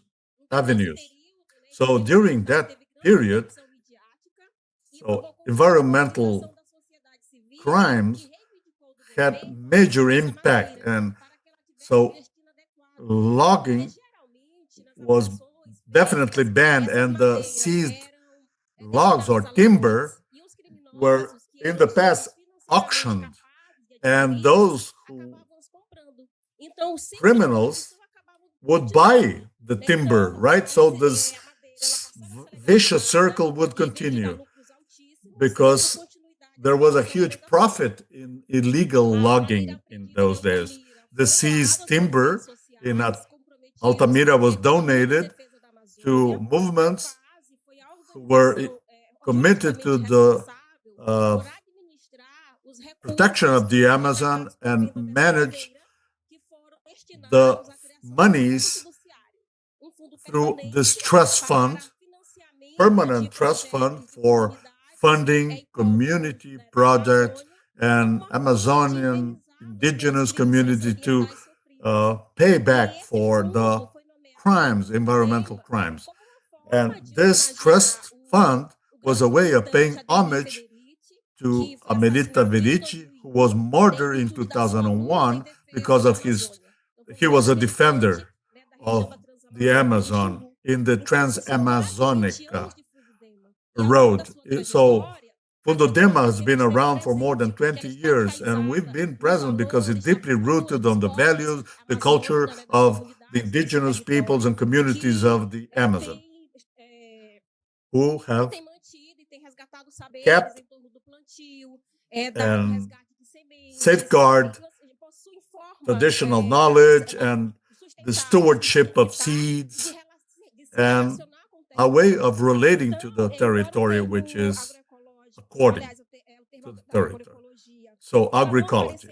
Agroecology starts in the first initiatives.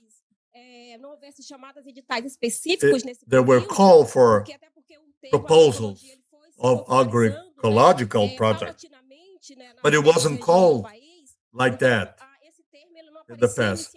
So this word would start in the FunDEMA calls for proposals, okay? And reforestation and agroforestry system and communal orchards and many other practices that we understand today as agroecology.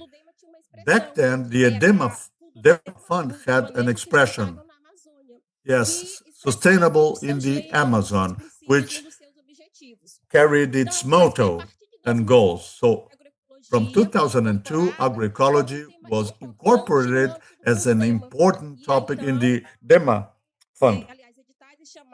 And the calls for proposal gears towards agroecological practices. And thus, the DEMA fund became a very important player for the promotion of agroecology in the territory of the Amazon. And they had already some pioneer sustainable projects and had their practices strengthened. And the FunDEMA helped those initiatives gain more strength and prestige. So when the DEMA fund took the responsibility of defending territories and defending their right to healthy food, pesticide-free foods, and any other type of oppression. And in those territories, we've been fighting, struggling constantly for life because mining companies, destructive ways of exploring and tapping the resources that deplete the forest without any compromise with the communities who live there. So it's really a lot of hostility that currently are even more evil than they were before. But this violence that strikes those territories doesn't happen without resistance. And it's the resistance of those communities and peoples that gives us the possibility of a dignifying future that makes us believe in the solutions that we have been proposing. So there are new ways of building a more egalitarian and just society that we dream for is aligned with our ideas. Thank you. Muito obrigada, Aline. Thank you, Aline. I think this closes our first round with a golden key, talking about this tool for crucial tool or instrument for struggling and to support our dreams of a world that is more just, egalitarian. So we want to make this world come true and fighting these inequalities, right? Now we're going to start a second round. And we're going to try and explore here how to finance and what are the gaps to be filled to overcome climate crisis. With so many actors, many of whom are here, we know that we have to perfect the climate finance architecture that are community-led, especially in the Global South. As we've seen here, many communities already carry out local and experimental adaptation initiatives, but these efforts are frequently not always well recognized and underfunded. Despite its proven impact, as we've seen here from the colleagues, in the reduction of emissions and enhancement of resiliency, just a small percentage get to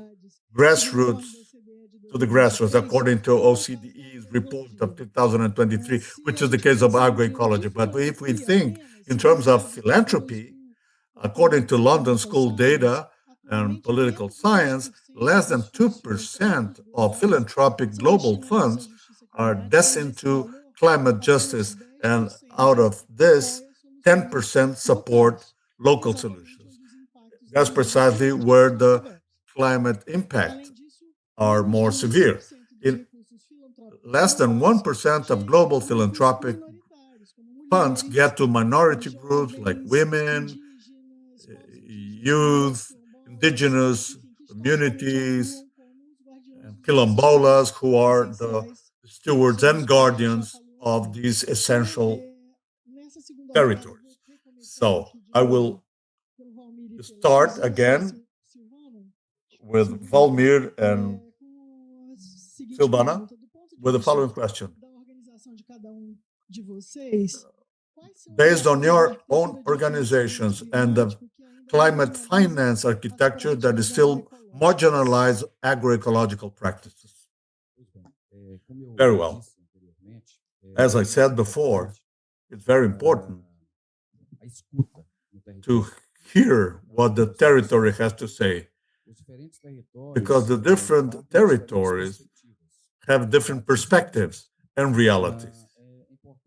It's important to understand that many communities, many families are fighting to survive, because oftentimes there's shortage of water. Sometimes they're threatened, physically threatened, their lives are threatened. So it's extremely important to have those hearings.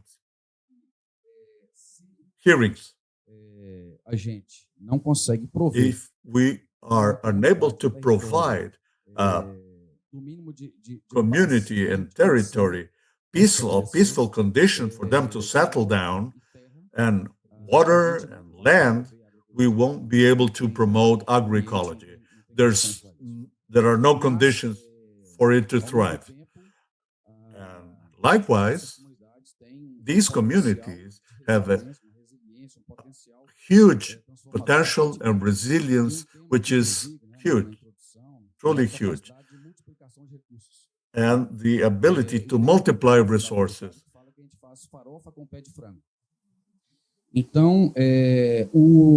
So basically, working with these people allows us to have this ability to multiply, to count on the different resources.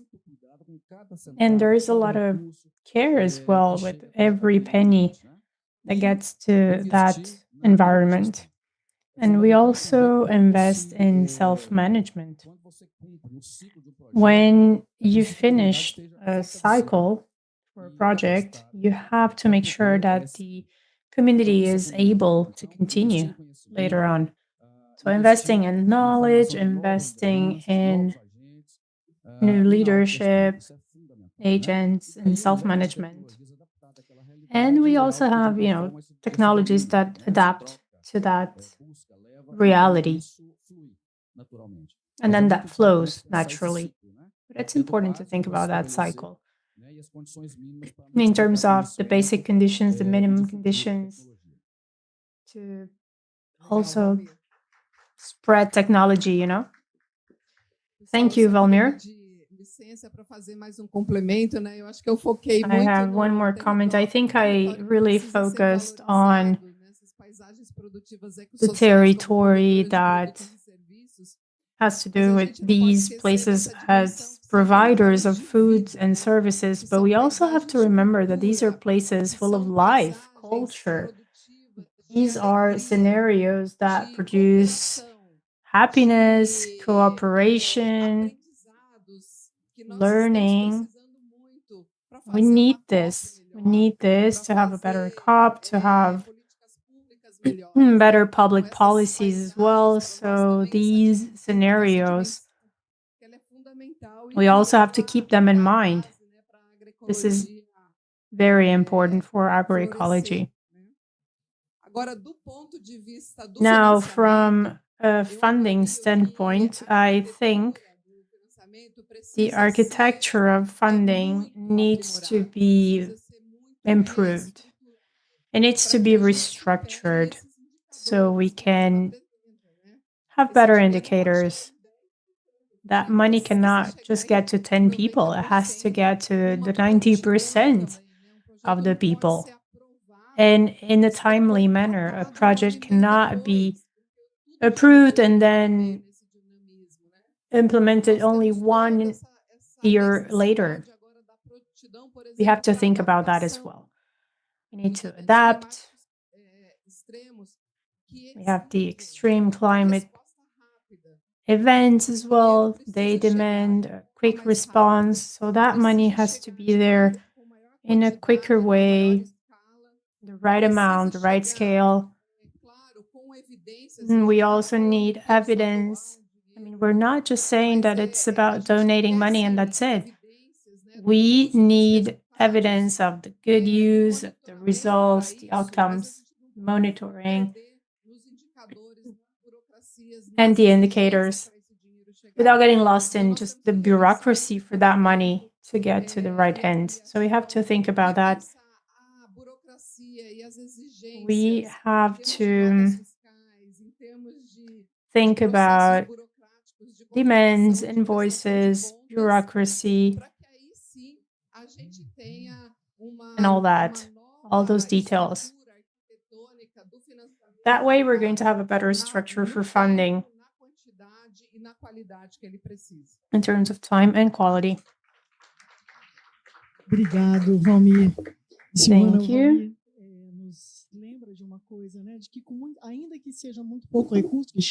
Even though we don't have many resources, we still see that these communities, they're able to do a lot with the little they have, they receive. I think if we're able to, make this flow a little bit better, it will be excellent. We'll have the right scale. If we do that, communities will have the ability to transform everything in a better way into real outcomes for the planet.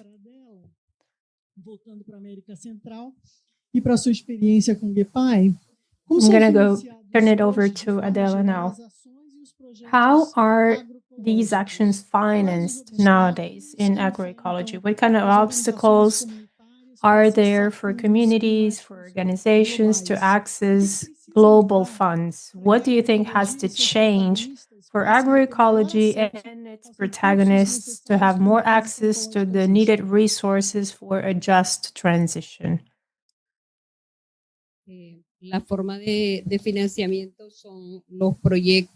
Well, usually we receive funding through Tierra Viva, the local projects that we have at Tierra Viva. We have other funds, smaller funds, and we have traditional funds as well that have their own indicators, results, goals. And us as communities, we have to adjust to that. Also, after a while, they spend some time to be able to approve that. We started to receive this funding a bit late, but we adjusted to that. And about the barriers, these communities don't have enough knowledge to apply whenever there is an opportunity. So we need to help them, we need to train them on how to apply. They don't necessarily have access to information. They're remote usually, so they don't really receive any notices in time. So we need to have good communication channels to facilitate that. These are also small funds many times. And there's just a few actions that can be developed because of their dimension. So it's hard to see the impact on the community as well. Also, the format for the reports usually is really large, and the result is a smaller result due to the dimensions as well. So what we need to change, I think, is to have projects with a higher amount of funding directly to the communities. And we want to expand this to get to more communities as well.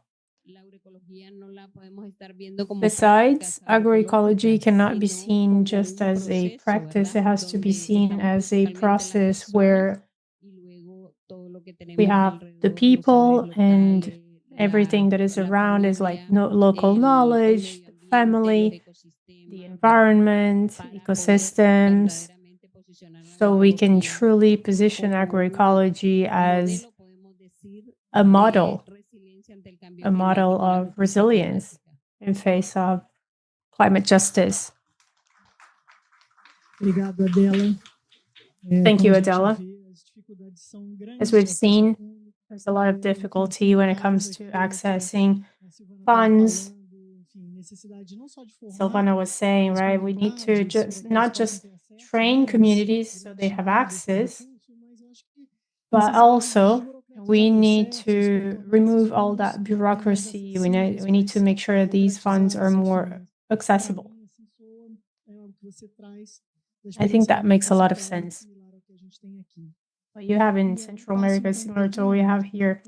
Now, John, let me ask you, at the Samdana Institute in Southeast Asia, what are the main actions to have more democratic resources in the climate agenda? How do you make sure that they get to the territory? What's the role of networks, such as Alianza del Sur, in this context?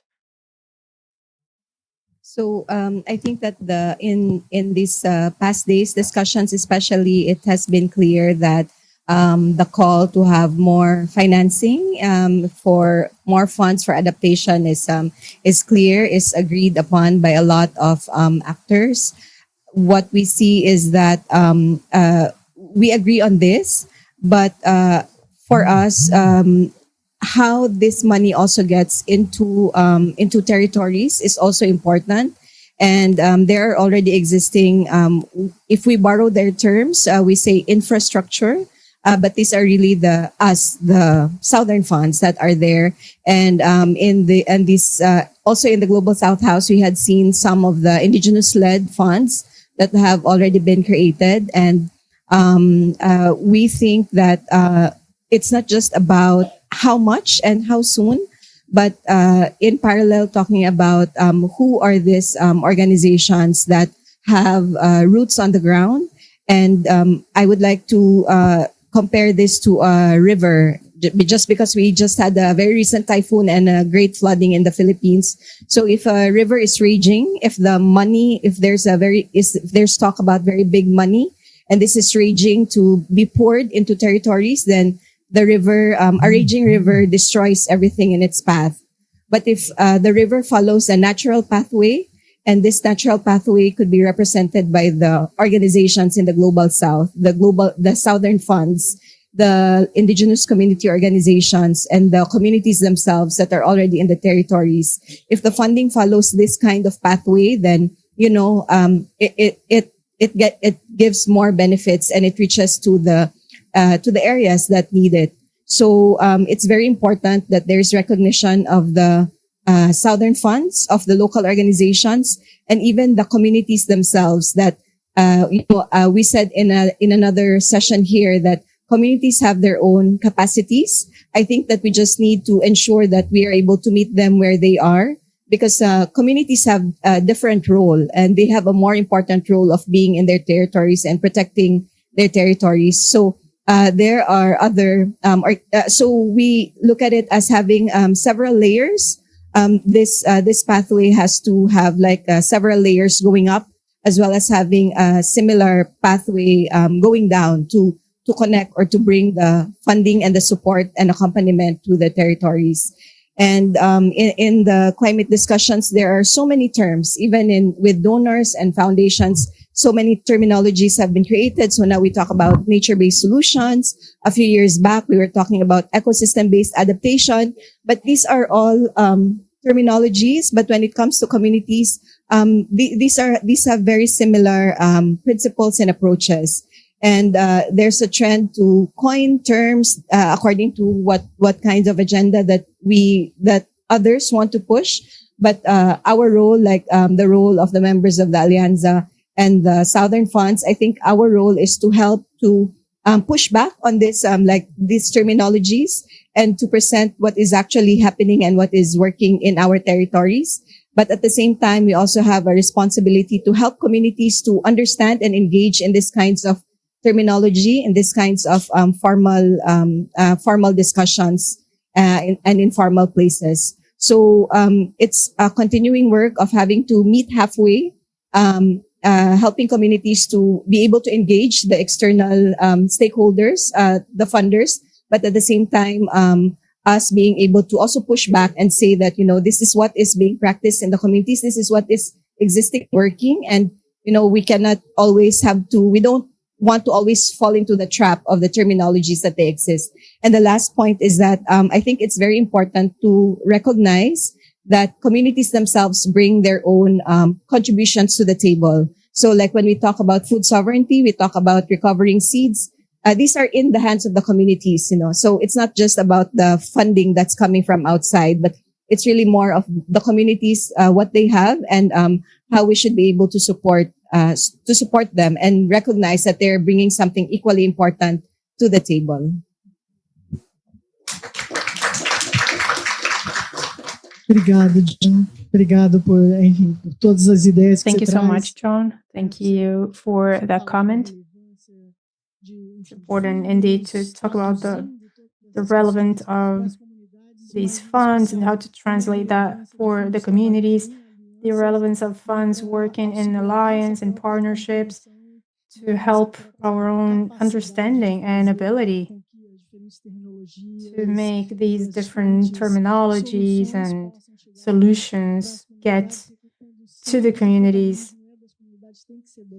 Keep in mind that they have to be protagonists. We have to understand what they're saying, what they're bringing to the table. Aline. Now, Aline, A partir da experiência de vocês no FundoDema, in your experience, what's the importance of having people listening to communities? I think if we think about our Brazilian context, how much do you think you can build that active listening? What kind of impact can it bring? I think through funding, we're trying to have systemic changes, but we have to understand the local reality first. We have to know who's living there, their perspectives, what dreams they have. That's why it's important to listen to these communities to understand in a deeper way what their reality is. Communities are protagonists.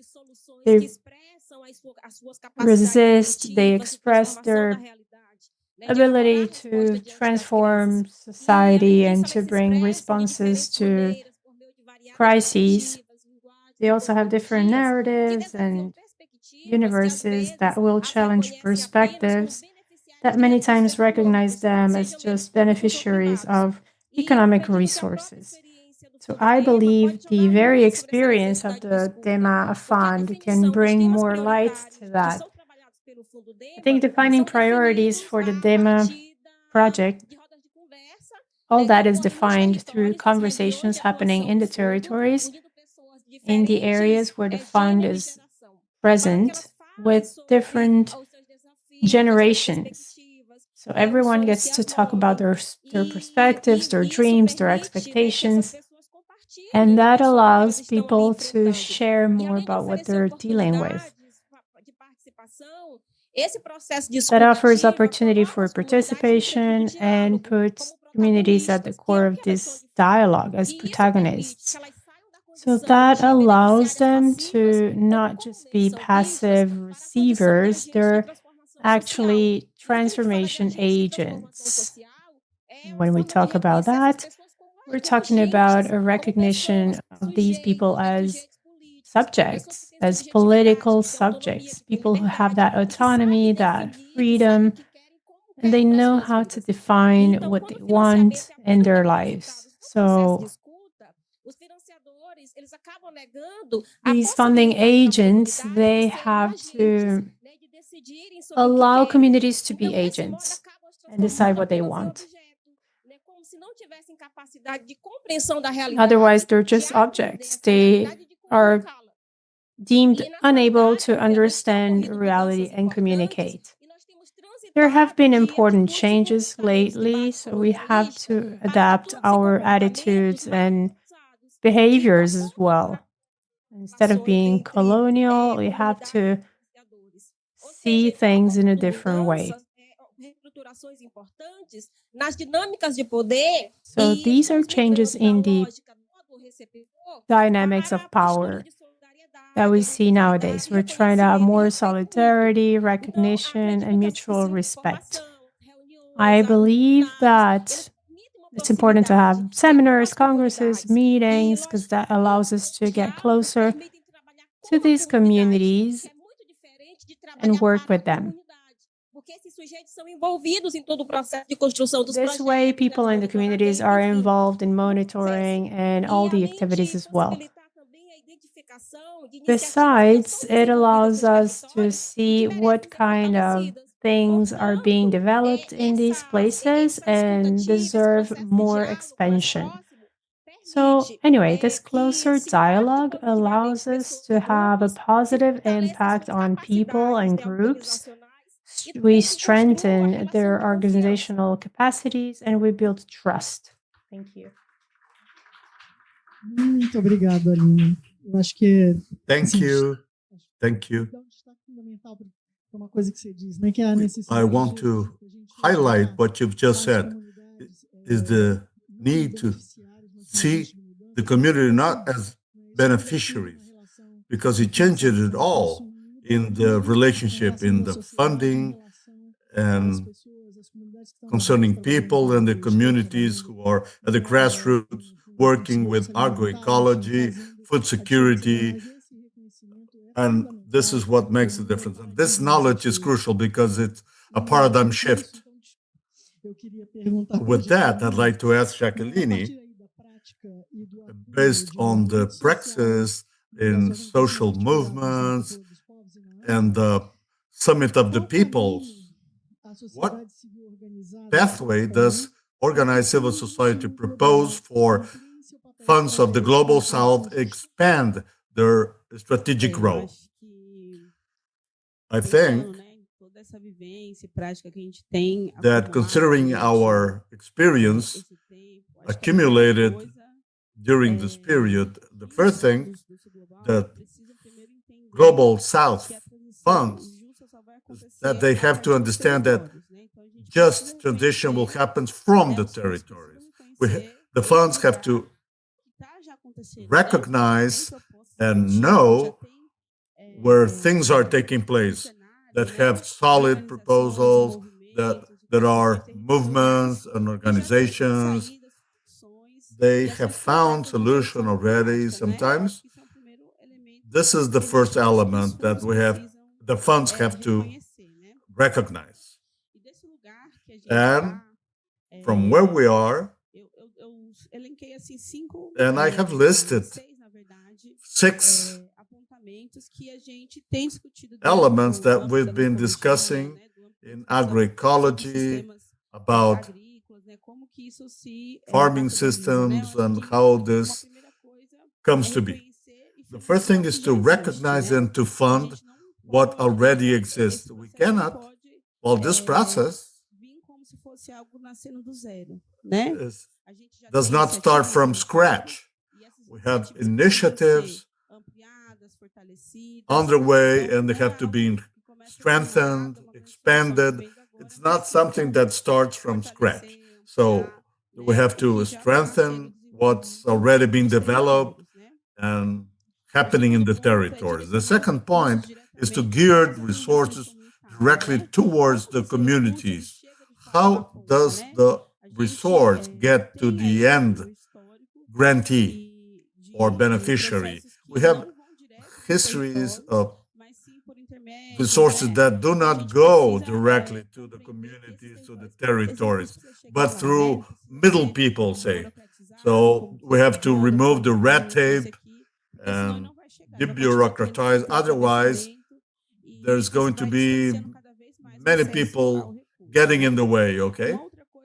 The other thing is that resources have to beef up the action of women and youth. The climate crisis permeates other dimensions of the social life here. Race, class, gender, and these populations, these social groups are doubly affected when it comes to climate crisis.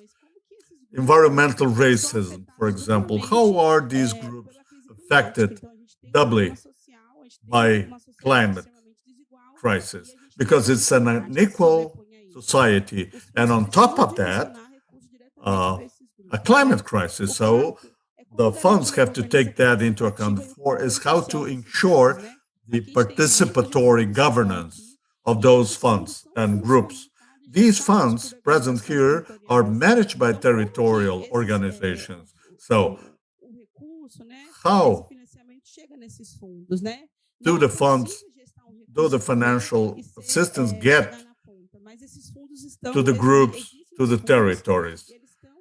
The funds are in fact materializing and ensuring that the grants, the financial assistance is getting to where it should get, okay? There's something interesting here. There are Quilombola, indigenous funds, and women's group that we have to strengthen. 5, to finance structures that underpin the economy. What are the territories' needs? The approach shouldn't be top-down, but bottom-up. So the fund should be in accordance to what's going on in the territory to beef up and to provide solutions accordingly. And climate justice requires economic justice. It's no way we can win this war if we see climate as a market, okay? Because it moves us away from solutions and for the mitigation of greenhouse gases.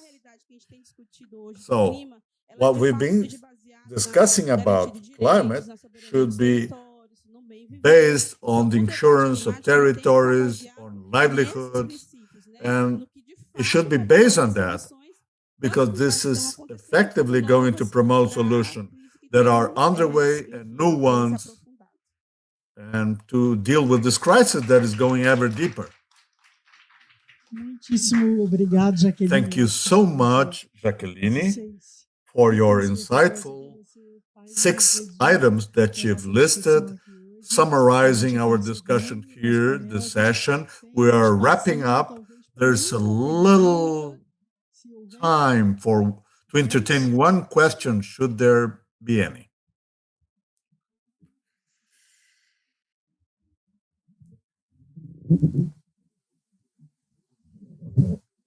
Olá, pessoal. Boa tarde. Hello, good afternoon, everyone. My name is Giovanna. I'm a landless youngster. I'm really happy to be here observing everything you've said and reflecting and comparing to our settlements and the challenges faced by our cooperatives. I notice in your intervention that you talk about how to gain access to finance by putting together communal initiatives and self-management to have a transformation there. I would like to ask, what are the skills that you consider to be crucial for us to build these elements in the territory? Because by the time the funds get there, we have to start working like little ants. I'm a consultant in bioeconomy financing, but I also act on the territory. My dream is to see my settlement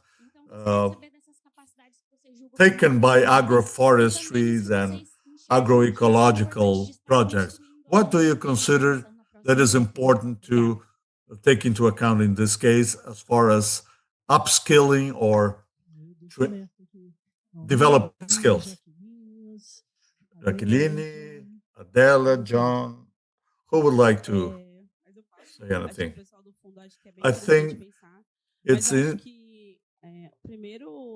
first off, the first step would be the organization of the community, because resource management has to be discussed by the host of families who inhabit the territory. Because for us to have good results, we have to think as a community. This is number one, the very first step in the community activities, and to think of what makes sense. Sometimes we have a host of possibilities, numerous possibilities, but they're not according to the reality. And the territories have to adapt to some sort of fund, and oftentimes this is not the solution for the situation they're going through. So the process of organizing the community is crucial for gaining access to resources, financial resources, that is. Well, I'll mention two elements. Oh, where's our colleague? Over there. Okay. I think planning skills in settlement is crucial. Designing their strategy for the future, for that territory, and for the settlement itself, by listing the priorities so that when the opportunity comes, they have clearly ahead of them to try and seek the most interesting funding sources. And project management or project is really important to develop this type of skill. And it should be enjoyable, okay? It should be enjoyable when the cause is fair and good. It shouldn't be cumbersome for the organization, and it should have the ability to manage the project. Não, sim, eu só... Yeah. Vai lá, Valmir, minuto. Só queria agregar... I would like to add to the points that I fully agree with, to be able to analyze the local and regional context, to try and find who are the actors that should be teaming up with us, and the threats, the actors who are threatening us as well. Okay? Well, in closing, I would like to say that we've had a panel that brought a lot of hope to us, that dealt with interesting things that are going on, that show us a very positive and hopeful way to deal with climate issues, to develop resilience in communities. And I'd like to express my appreciation to your inputs, to all of your talks. We know that competition with the COP agenda is tough. Thank you so much for attending. Thank you to the audience that stood here, really steadfast. Thank you so much. And finally, I'd like to express my appreciation to the Global South House, looking at us in despair, asking us to leave. I would like to invite Victoria, our MC, to continue. Thank you again, everyone. Thank you for the panel. For those of you who remain, we're closing this session, but I'd like to remind you that at 4, we have another panel. For you to participate, you have to register through the QR code. Any doubts you might have, our team is here for you to clarify them. I'd like to remind you that we have this QR code here on the monitor that takes you to the audience survey. What do you think about our schedule, our program at the Global South House? It's a very short form questionnaire. You can fill it out in 2 minutes. So please do that, okay? Taking the opportunity also to express our appreciation to Canto Co-working, Isabela Canto. This is a very special moment for us. Well, our program continues until Thursday. Follow us in our social media and share. Okay. We kindly ask you that you return the translation devices to the location where you picked them up. And thus, we are evacuating this venue for the next activity. We would like to thank once again the institution that fund the Global South House, Baobab Fund for Racial Equality, Volkswagen Group Foundation, Brazil Fund, Casa Socio-environmental Fund, Global Giving, Climate and Society Institute, Global Alliance for Green and Gender Action, Itaúsa, Próspera Social, Global Fund for Community Foundations, Global Green Grant Fund, BenTV, Diversidade, Ibirapitanga Institute, Avina Foundation, ACP Institute, ISP, and Sociedade População Natureza, and the Samdana Institute. Thank you to all the donors. Thank you so much. See you soon.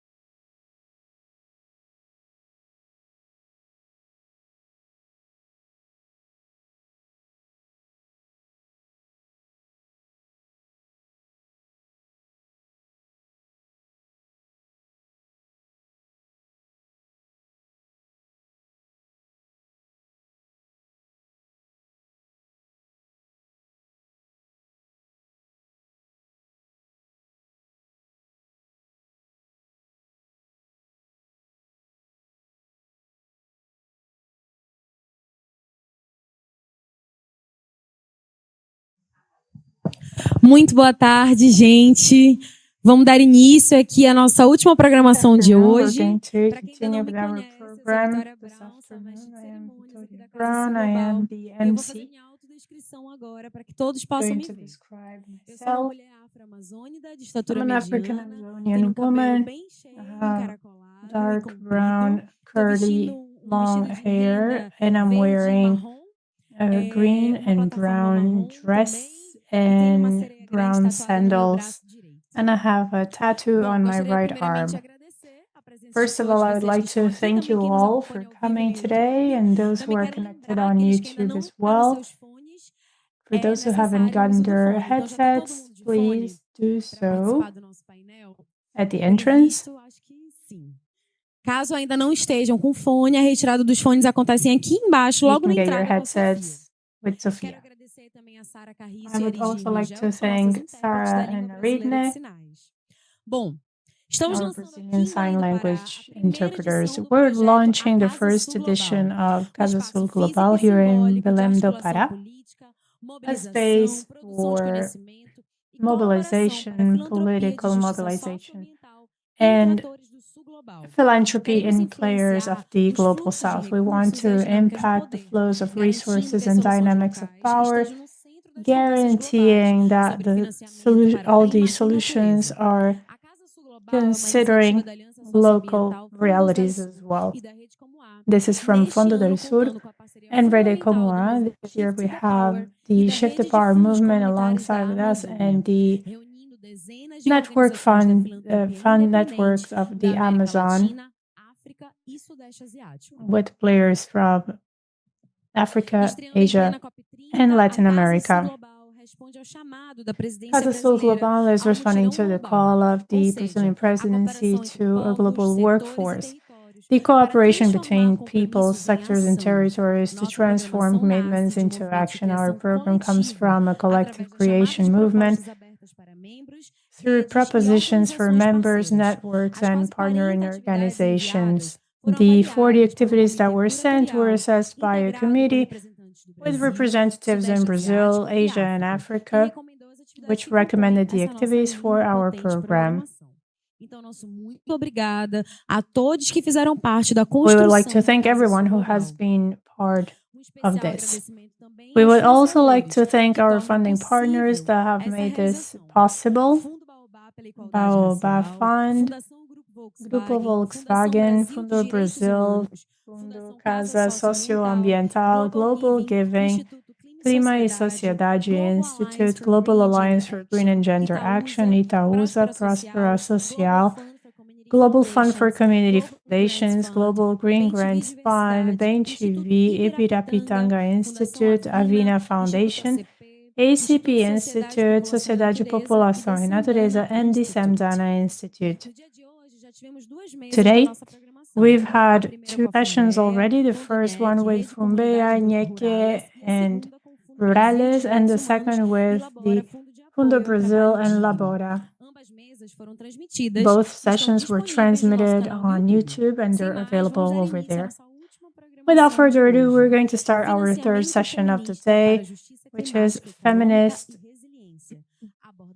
Funding for Climate, Economic Justice, and Resilience, Successful Approaches from the Ground. So, Ana Luisa Alves, you have the floor. I'm going to ask you all to introduce yourselves and also describe yourselves. Thank you. Have a great session. Hello. Hi. Hello. Hi. Do you hear me? Okay. Hi, everyone. Good afternoon. Thank you very much for being here today. My name is Ana Luisa Alves. I work for the Global Alliance for Green and Gender Action, or GAGA, as we call it, and for Both Fans, which is an environmental justice NGO, part of this alliance I just mentioned. I am a white woman. My hair is pulled back. I'm wearing a black blouse, some skirt, and yeah, I'm very happy to be here today with all of these amazing women.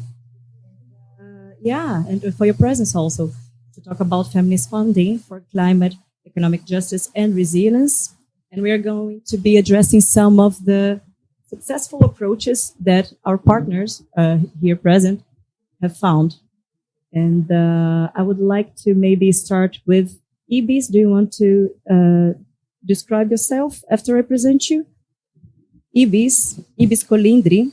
She's the executive director and founder of Fundo Terra Viva, working in Central America. Do you want to describe yourself, Ibis? Buenas tardes. Sí. Hello, good afternoon. Buenas tardes. Mi nombre es Ibis Colindre. My name is Ibis, and I work as the executive director at Tierra Viva Fund. We work in Central America. I would like to thank you for the opportunity. Socio-environmental y también a la Red Común por este espacio. Thank you for this space.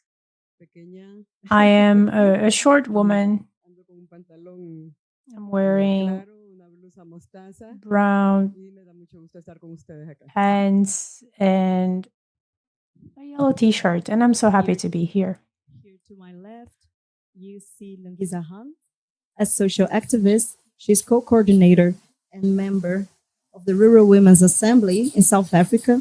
Lungi, can you please describe yourself? Okay. Good afternoon, everyone. I'm a member of the Rural Women Assembly, which is a movement in 11 countries. So I sit here in front of you today with 170 plus thousand members of the Rural Women Assembly from the SADC region. I'm a social activist, I'm a feminist, I am a struggler for the rights of women, for climate justice, and I'm happy to be here today.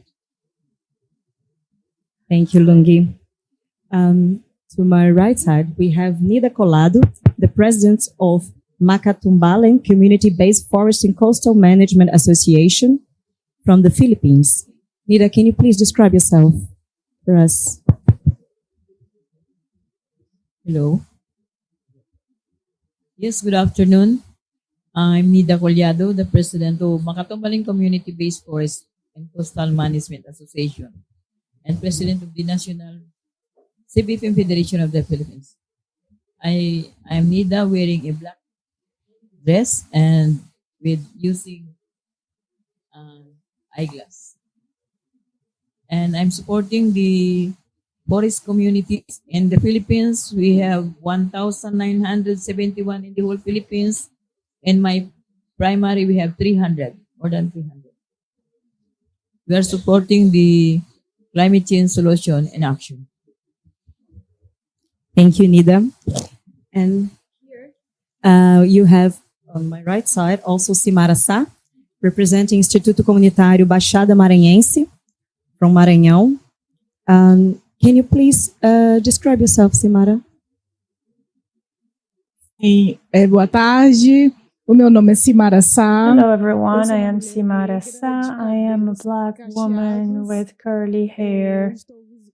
I am wearing jeans, brown shoes. I'm wearing glasses. And I have a white t-shirt, floral shirt actually. And I'm here representing the Baixada Maranhense Institute. We work in Maranhão, in the north of Brazil. And it is a region that has 21 different municipalities in our association, working mostly with women, black women, farmers, in the rural area, and the youth as well in the Baixada, the region that is known as Baixada Maranhense. Thank you, Semíramis. Maíra has not arrived yet. Fortunately, she's caught up in traffic coming from the green zone to here, but she hopefully will be coming soon. So Maíra Silva is a climate and territorial specialist at the Agbara Fund, and she will be joining us soon, hopefully. So after this initial presentation, I really wanted to start by speaking a bit of why we are here today. So first to say that it's a real true honor to be sitting next to you, as I mentioned, and both as moderator, and I will also be speaking a bit on behalf of Gaga and the Gaga Alliance, so as a speaker as well, in this very important conversation, which is feminist funding and feminist funding for climate, economic justice, and resilience. because we believe that these successful approaches from the grassroots need to come to attention of the greater public. So we gather here today, and I'll promise I won't be long in this initial speech, because what's important here, I think, is really to hear the experience of my fellow colleagues sitting here today. As we gather here today in the context of the COP30, at the time when the urgency of the climate crisis is undeniable, and when economic inequalities continue to deepen across the globe, yet in the midst of these challenges, there is a powerful truth that we must recognize. It is the most transformative solutions are already being created, developed, carried forward by women defenders and women-led organizations at the grassroots level. These are what we at Gaga, for instance, call gender-just climate solutions.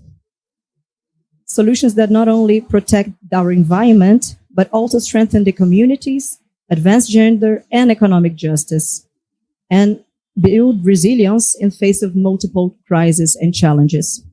So today, we all will hear from organizations that embody this work. We are talking about Terra Viva, we are talking about Fundo Agbara, Instituto Baixada Maranhense, the Rural Women's Assembly, and the Makatumalan Community-Based Forest and Coastal Management Association. And forgive me for not pronouncing it properly. And also from the Gaga Alliance. Together, these 6 organizations represent experiences from Central America, Brazil, South Africa, the Philippines, and we will learn from them, as each of them brings stories of courage, resistance, innovation, and definitely of persistence. Stories that remind us that feminist funding is not just about resources and providing resources, but also about trust, about solidarity, about shifting power to those that are closest to the ground. As we speak about feminist funding, we must remember it challenges traditional models, so different as regular funding, traditional models by centering care, equity, community leadership. And not only that, it asks us to move beyond short-term projects towards long-term partnerships, such as the ones that we are proud to establish with our partners in Gaga, and that honor the great knowledge and lived realities of women in the front lines. So as we begin, let us remember the solutions we seek are not waiting to be invented in distant boardrooms. They are already alive in communities, nurtured by women who are already defending land, water, and dignity. Our task here is then to listen, to learn, and to ask ourselves, how can we better support and amplify their work? Well, I'm very excited to be here, as I mentioned before, and to take this conversation ahead. And I thank our panelists for bringing their voices and experiences to this place. And let us dive in together and explore how feminist funding can truly transform climate action, economic justice, and resilience from the ground up.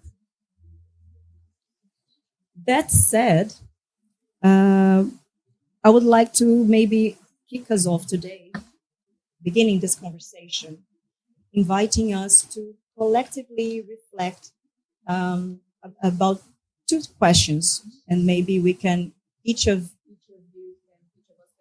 you speak a bit about these 2 questions to kick us off and start thinking. I would ask you, when it comes to feminist climate solutions that work and mechanisms that make difference and are already in place, reaching the local level, the community level, what comes to mind?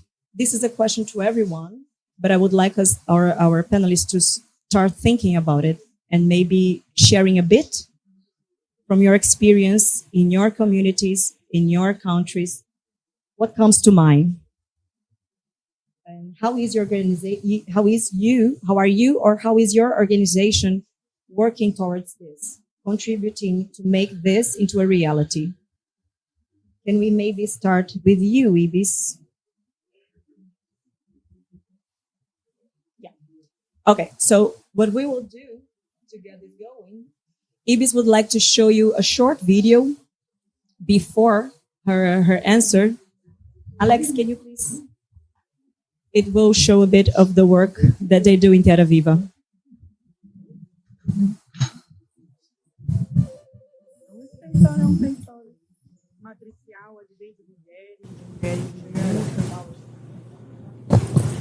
Alex? Alex is the other one.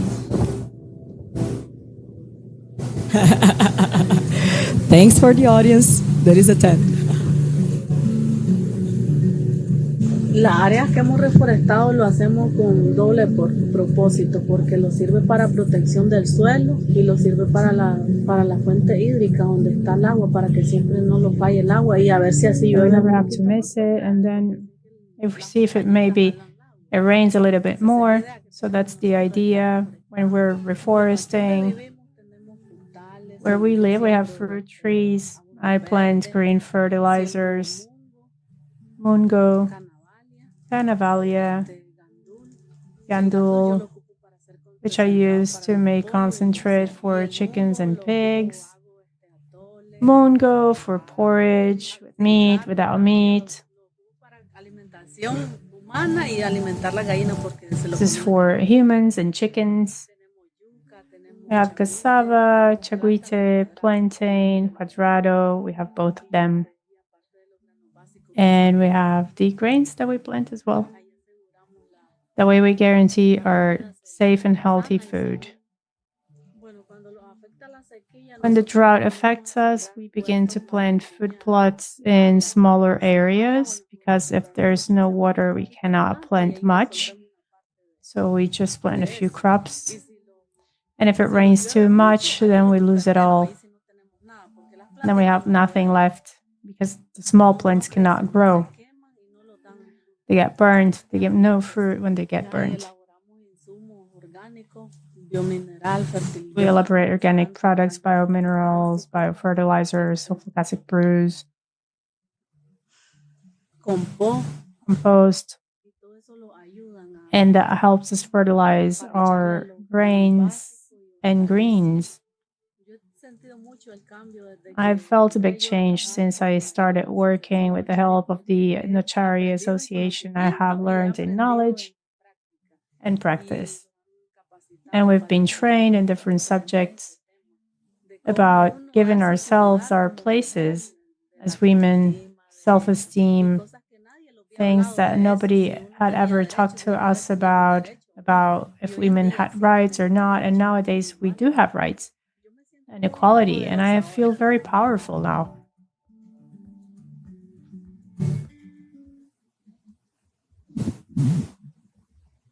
Great, thank you, Alex.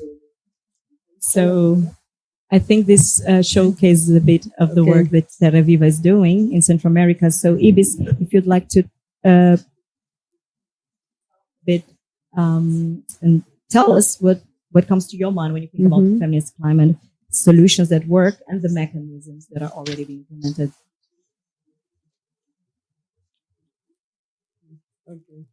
Se me viene cuando escucho soluciones climáticas. When I listen about climate solutions or feminist funding, many words occur to me, such as leadership, rights, women's protagonism, practical solutions that, like the woman in the video. I want to tell you what mechanisms that we use. What we do is that we are demand-driven, and communities and territories in Central America have built up a lot of experience, and there's a wide range of innovative ideas, and the leaders in their communities and organizations take advantage of. The climate solutions, as we've just seen on the video, are a wide range of alternatives or options, from seed conservation, watershed conservation, preservation, forest preservation, biodiversity conservation, food security, and everything else that has to do with the management and taking good care of the environment and the resources of these communities. That's what they focus on. So what Terra Viva does is to monitor and follow the activities that are carried out. We team up with them, but just to strengthen what they're doing. We're not going to reinvent anything. So we are demand-driven.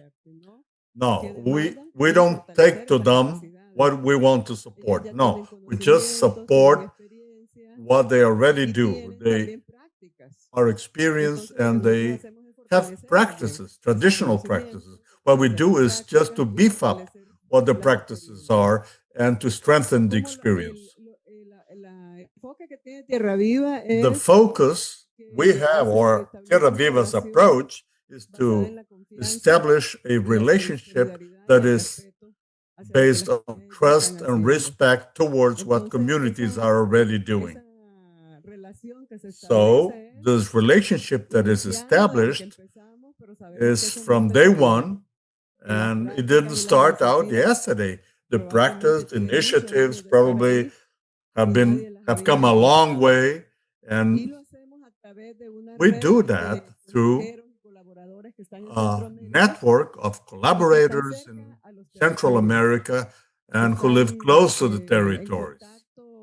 They are in daily contact with those communities, and they are the ones who collect the initiatives for us to fund. The other thing to be mentioned here is the fact of not just being stewards, helping them be stewards of their natural resources, but to their practices as well, to improve their livelihood. So how they secure their food, the income through surplus, the sales of surplus. We support initiatives ranging from waste recycling, handicraft, green markets, health food, agroecological produce, ecotourism. There are some small cottage lodgings that accommodate people there, and they have to do with some sort of conservation. For example, in the Fonseca Gulf, they work with the preservation of marine turtles, and we also support them there. And it has to do with the conservation and recovery of mangroves and wetlands of the Pacific. On the other hand, we also have the communities who are up in the uplands, because they also develop mechanisms to become more resilient. For example, to support and to deal with floods or long droughts, or communities who are located in tropical areas. And so the water rises dramatically and it covers all the crops. And what the women do is they put in place their own strategies, right? And we support them. What are we able to achieve with that?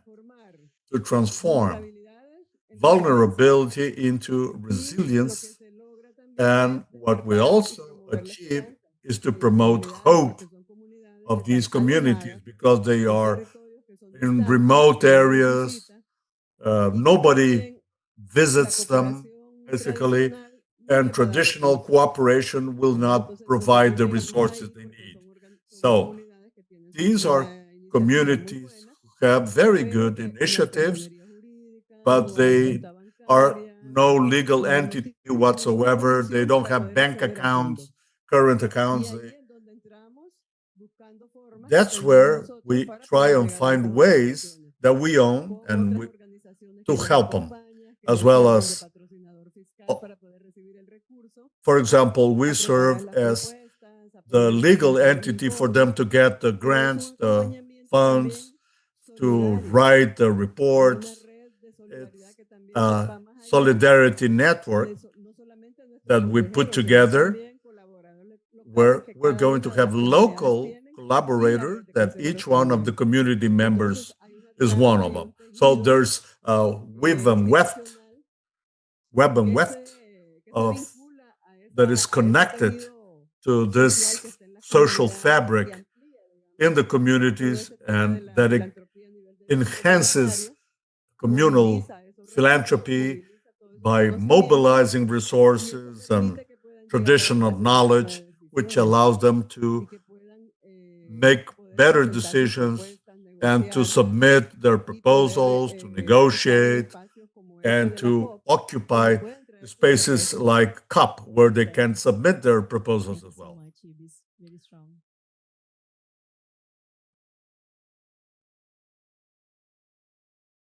Thank you.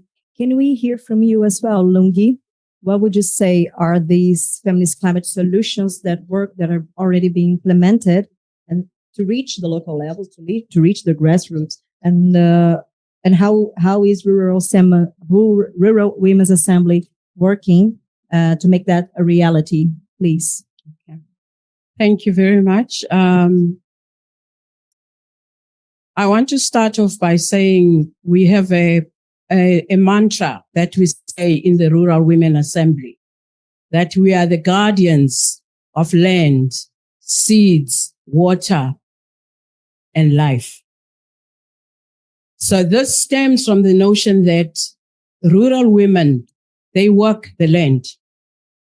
Rural women have got a lot of indigenous knowledge when it comes to seeds, which have been passed on when they got married as part of their heirloom. This becomes central for women in terms of dealing with food systems and seed systems.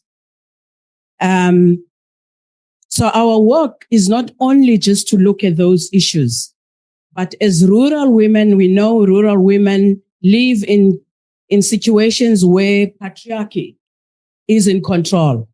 Women has no access or land ownership or tenureship. So this becomes one of the biggest struggles for women, to be able to access food systems and to be able to have what is food sovereignty. And for them to be able to use the seeds that they got from the heirloom, which is seeds for us, our heritage, our identity, what makes us thrive as women, to be able to supply both at home, but also largely in the communities. So it becomes a very important conversation point for the women, especially when it comes to issues of access to water as well, access to land, which is linked to the right to food. But for them to be able to do that, it's very critical for us to work from below. In other words, building women's voice and agency, for them to be organized and mobilized as a movement that has the power to change the situation and to challenge the situation that we find ourselves in. So critical to this aspect is the fact that we know that agroecology is the way to go. And it's a mechanism, as my sister have already reflected on the use of agroecology, the building of alternatives, which is very critical to address issues of climate. One of the critical things, because our seeds are being criminalized at the moment, due to corporations that want to monopolize and take over our seeds. We as the rural women, we resist. We are building our seed banks We are harvesting our own seeds. And one of the strategies which has become very important at this point in time is to multiply our seeds. So in each country where we exist, we have decided to allocate a certain number of land whereby we are multiplying seeds so that we are able to produce seeds that are climate resilient. Our food systems and our seed systems are our agricultural diversity. This is very important for us to make sure that in the generations to come, our seeds must not be extinct. They must still be there for the futures to come.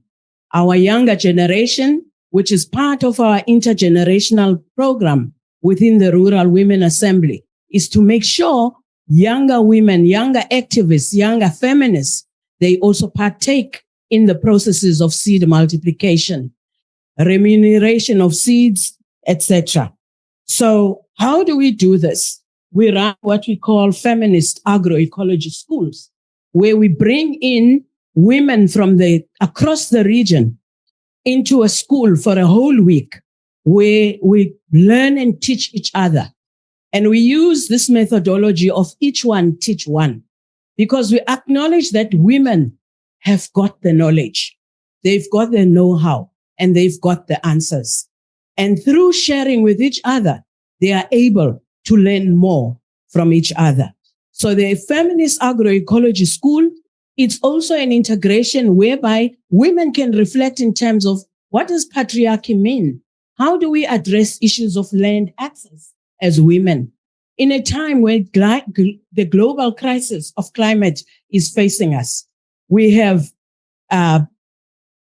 degradation of land, where land is being washed away by storms, land is being destroyed by excessive droughts, and land is impacted by cyclones. So, and there's a loss of seeds, loss of productivity that happens during these cyclones and during the catastrophes that are climate related. So it's important for the women to share and to build knowledge, to build, to share from each other's experiences, and to have a basis of what therefore are the ways in which we are going to deal with the catastrophes that we face using agroecology.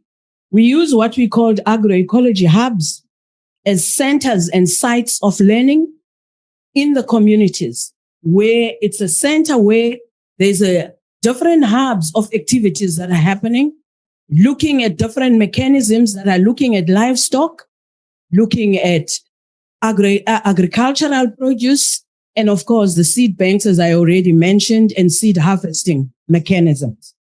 But also looking at biofuels and what do we do in terms of producing biochar to avoid using chemical pesticides, where women can be able to use what they know and what they've used as indigenous practices. So these are some of the highlights for me that I think are very critical in our approach. But also we make sure that in our practice, we build in the element of participatory action research to ensure that the knowledge that the women have is a knowledge that is driven by them, captured by them, owned by them. We don't use an extractive model that takes the knowledge and use it for other ways. But women, it's centered around the women because we believe they have the answers, they have the solutions, and they know what needs to be done in order to deal with the climate issues that we are facing today. Obviously, in terms of funding, it's a long process in terms of accessing support and financial resources that support women, which is why the building of advocacy strategies is very important, because we have to assist the women to be able to engage with the governments, to engage with the district municipalities and councillors and decision makers, the duty bearers, to have the voice to be able to articulate their own issues in those platforms. But also, it's very important, I think, critical to support or resources of finances. It's the part that is important to be flexible and to be able to meet the realities of the women from the ground up. There is no one size fits all. Each context is different. Each situation is different. And the women must be allowed to define how they want to access the resources, how they want to utilize the resources, and what are the priorities that they want these resources to be used for. So maybe I pause there. Amazing. Thank you so much. Thanks, Lungi. Thank you so much. Yes, really strong. And we do hear similarities, especially when it comes to women empowerment. And if I think for myself in Gaga and what Gaga does, I think is precisely listening to those voices from women and communities in the forefront. So already applying these solutions that we're talking about today. So listening their needs, listening their experiencing and implementing those solutions because they know best, because they are dealing, as you mentioned, directly with the climate crisis and its consequences. They are facing it daily and they are working towards solutions daily. So I think that if I speak about Gaga, what we try to do as Gaga is to listen to those in the forefronts because they are often overlooked and often not heard. So I think that's a very important point you made. Thank you so much. And if I can speak a bit more about that, I think that speaking especially about financing, government and institutional funding isn't working properly as it should. It does not achieve the grassroots organizations as it probably should. So I think that making this link to try to bridge this gap with focus in climate finance is really important. And that's also what we try to do through working with the women's funds, the environmental funds, and the NGOs to support also the advocacy work you just mentioned. That is also very important. And in order to reach the community-based organizations, those women-led organizations that are often overlooked. I won't take much longer, and I would love to hear from you, Nida. What is your experience in the Philippines? What here? Communities and help is great. Yes, good afternoon. We are partners of Pastorized Fund and TP Asia, supported by Gaga. Today I stand before you, not only a woman, but a leader of representatives, thousands of grassroots people's organizations in the Philippines, communities who had been silent, unpaid, dedicated guardians of our forest and coastal ecosystem decades. Our primary organizations, Makatumbang Community-Based Forest and Coastal Management, began with 36 regular members. Mostly are women. The forests we're managing is a license which permit we have acquired from the government. But these are actually forests which for a long time had been nurtured and sustained by the communities. The territorial security from community-based forest management program only strengthened our ownership of this forest we had been protecting.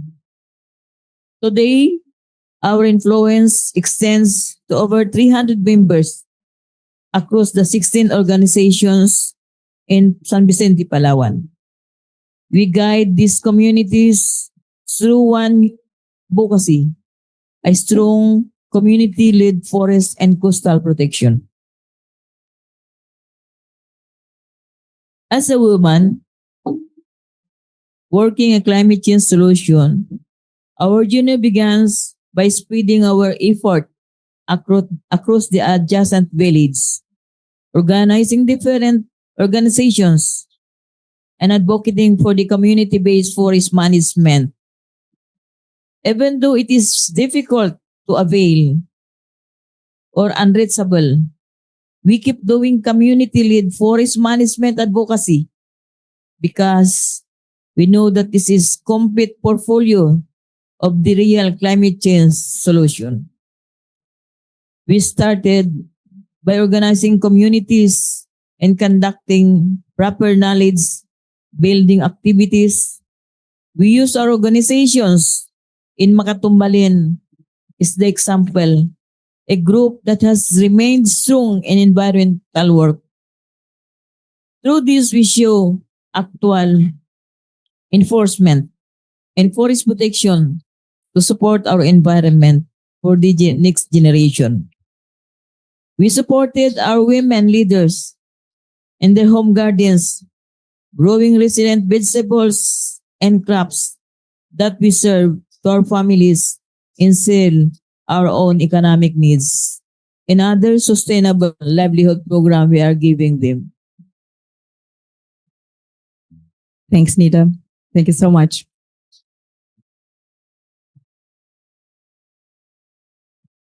Thanks for sharing it with us. Simara, would you like to share a bit of how's the work the Institute home? Sim, então, nós sabemos que atualmente I can tell you that nowadays climate change is expanding even further all the inequality that there is, especially when it comes to women and girls, because there is a report by UN Women saying that until 2050, many women are going to suffer with poverty, food insecurity. So this climate crisis is only going to worsen these conflicts when it comes to logistics, well, people having to move to different areas, having to be displaced, and so many rights that had been conquered in the past are lost in this process. I think, the report has 4 fundamental pillars,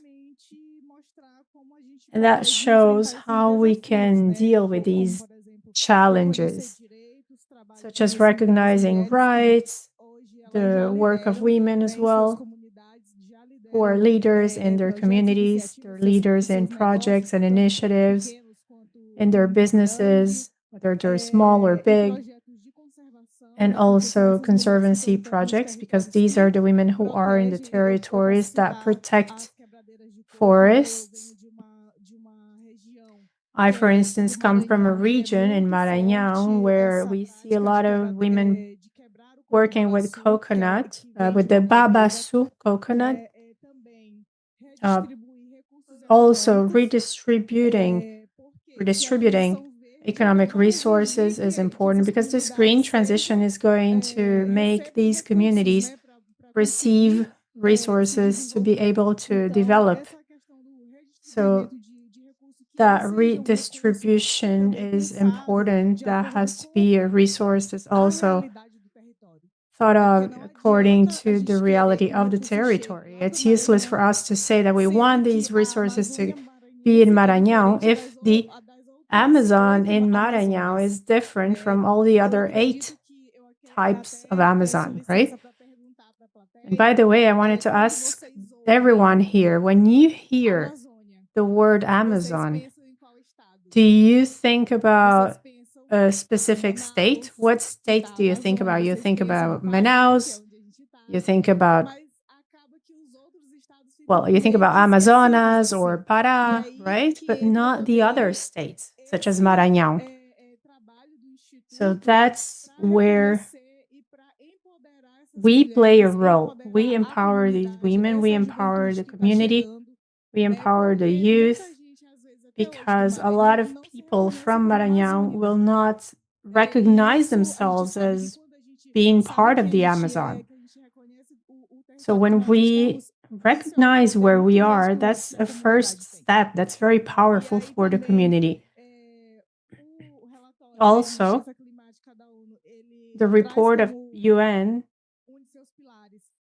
the UN also talks about giving voice to women, representing these voices in the spaces where decisions are made, also thinking about repairing injustice, historic injustice, because women are part of these minorities that have been through some types of violence. And in our region, in the Baixada,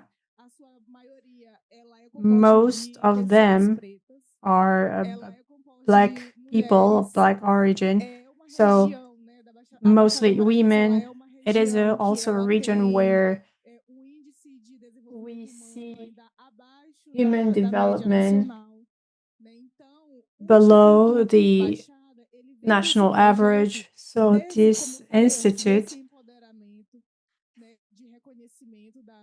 tries to recognize the youth, the population, and they have this perspective for women as well, where they can start their business. So we have bioeconomy as well as part of this commitment to help the forests.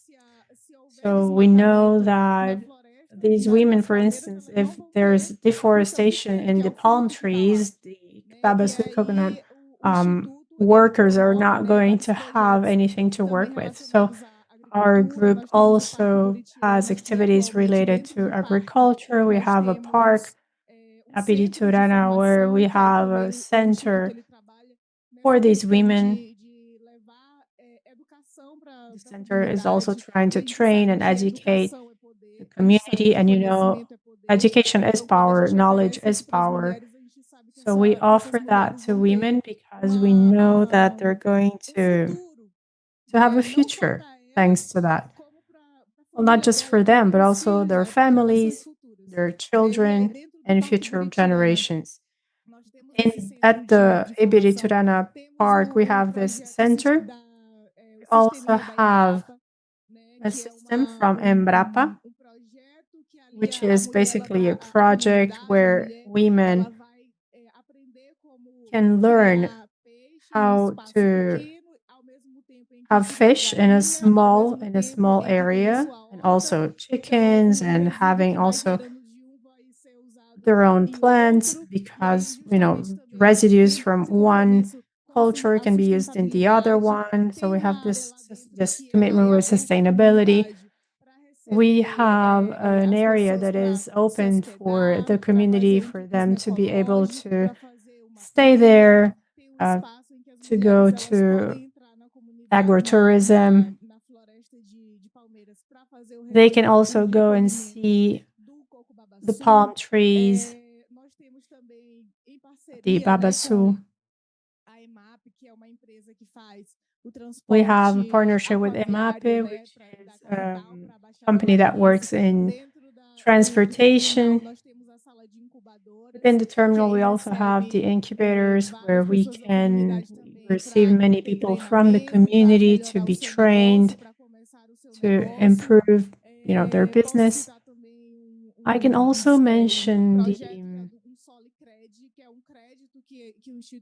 project called SoliCred. It is a credit line for the community, for those who want to start their business. That's also something that's important in terms of long-term funding. That's based on their needs, based on how long they need that for. When we talk about bioeconomy in the Amazon, many investors feel fearful because it's a business that has a certain risk, a higher risk, because it's connected with climate change. So investors need to understand as well that in order to finance businesses in the Amazon, they also have to think about the reality of the territory, their characteristics, the characteristics of the peoples. They have to think about, long term. It's not going to happen overnight. We know that nature is not going to give us fruits whenever we want. So that's what the Institute does. It trains people to have access to funding. If somebody wants to start their business in the Amazon, they need to know how they're going to sell their business to receive that investment. e queira Investors need to understand what's happening so they will accept the risk and invest in the Amazon. So, well, I think that's what I can share with you about this matter. Thank you. Thank you, Samara. Thank you for sharing with us. I think you gave lots of good examples, lots of interesting experience. So thanks a lot for that. I would love to hear a bit also about from Mayra. We're glad you're here. Welcome, Mayra. So, Mayra, can you tell us a bit about the work of that Agbara Fund is doing also towards this?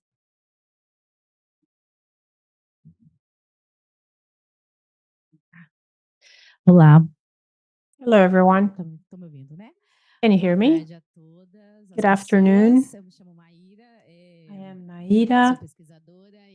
I'm a researcher and an expert in climate and territory at the Agbara Fund. If you have never heard of it, it is the first fund for Black women in philanthropy in Brazil. It is a fund that comes from a beautiful experience that we had, a very real experience of Black women.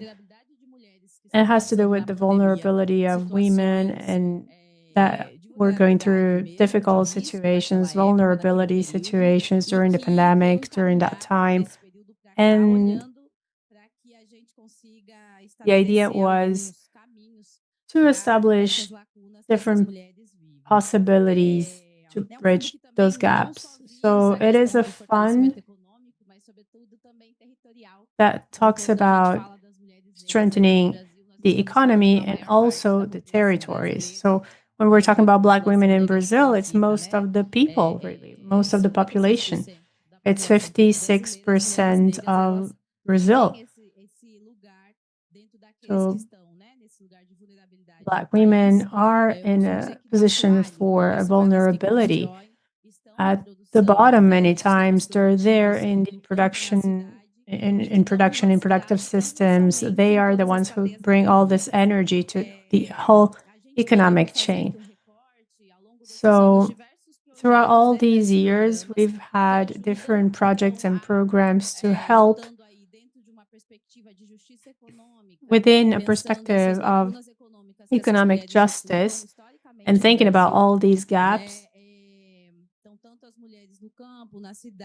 Women in the field, women in rural areas, in urban areas, there's this lack of women in professional places many times. So the fund wants to bring not just financial autonomy, but also impact in the territories. And in that regard, this is the challenge. We have to see territories not just as a physical space, but also as a body. So the first territory that suffered violence in terms of race, etc., is our own body. So we have to work with climate issues, biodiversity in the territories, and think about the different perspectives that women have to deal with. So bioeconomy, etc. And here I'm going to think about 3 programs that I was very happy to follow up on. And thinking about what we do, we want to think about funding in a different way to avoid falling into these challenges of okay, what's the impact that we're going to have in these territories? What's the return as well for those who support us? So one of our challenges, one of the things that we've been developing is to also create ways of measuring what impact we're building in the territories. And the programs, just like Agbara, has to do with an important methodology, OGUM, in Brazil. The other programs also are called like that. So AG1, for instance, had 3 editions. We're working with women from 4 different biomes in Brazil. We had 5 different regions working with this program, and the idea was to have financial autonomy and also work on food sovereignty from a traditional perspective, a perspective in which these women could develop their projects, strengthen their economy and bring their own realities from their territories. So I was listening to many people here in Belém. I was hearing they were saying, I am a researcher, but I'm also a quilombola. And it's always complicated, to go to a territory and not change anything. So a lot of people say, I want funding, but without changing my territory. So basically, without losing their identity.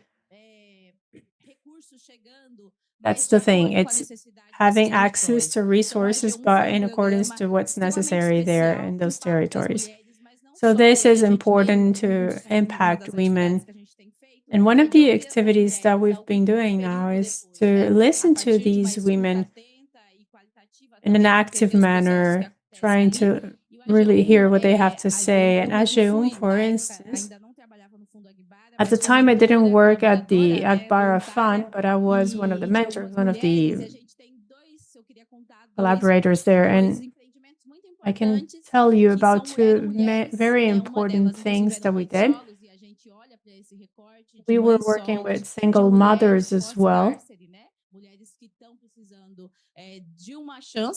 women who need a chance, women who are not accompanied, they're vulnerable in terms of the state welcoming them or supporting them. So at AGEUM, we had Alexandra, for instance, who came from Recife.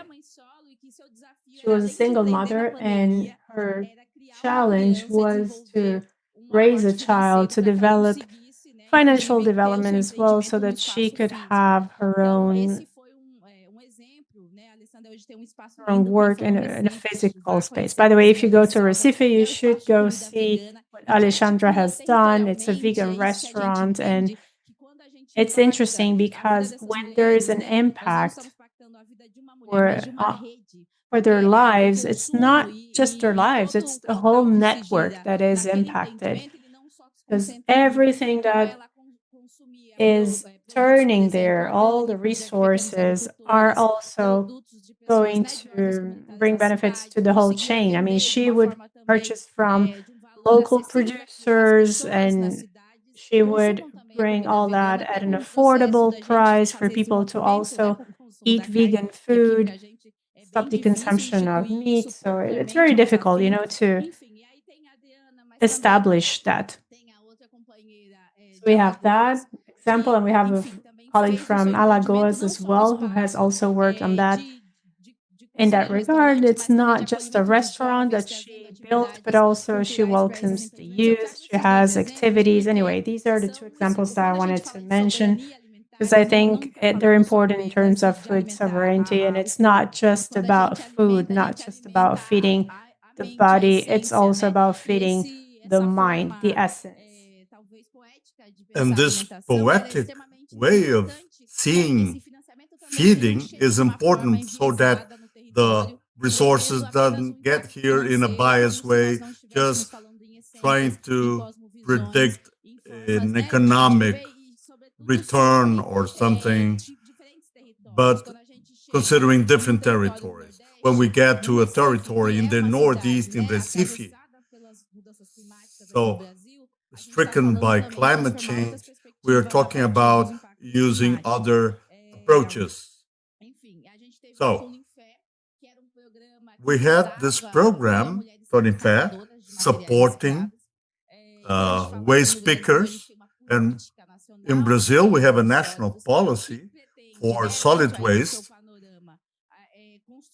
the goal of which is to think on the productive cycle of materials that impact directly the lives of waste pickers. And so it's the women who really pick our waste, and they are invisible. Probably one of the most invisible categories in Brazil are the waste pickers who are pulling their carts, cardboard carts and aluminum can carts and so on and so forth. So they should be able to voice their concern. We had the example of Neneca, Adriana, in Campinas, São Paulo, and she said, now I can influence the outskirts of the local government. My voice is heard there. So it's incredible how we can impact through these programs. And we had Dudu, who worked with the fashion chain, and Luda, who operated in the Quilombola territories. And now, nationally, they're getting more visible now. That's what I had to convey to you. Thank you, Maíra, so much for giving us some clear, concrete examples of how the feminist funding can really touch and change these women's lives. And not only strengthen them, but also bring them to different places that they never imagined before, such as to doing advocacy at the local level, the regional level, national level. Thank you so much. For us to move further a bit, I would like to propose that we sort of break down into smaller groups to answer 2 questions each group. So if I could start maybe having Ibis, Lungi, and Nida answering these two questions, and then Maíra, Simara, and I can answer the other 2 questions. I would love to hear your particular perspectives on those. And I would start with you, Ibis, Lungi, and Nida. If you could name, each of you, quickly, if you could name one challenge, one of the challenges or the main challenge that you have overcome throughout the way during this work you do, and what were the strategies that you used, that you and your organizations used to make that happen? Can you please share a bit on that?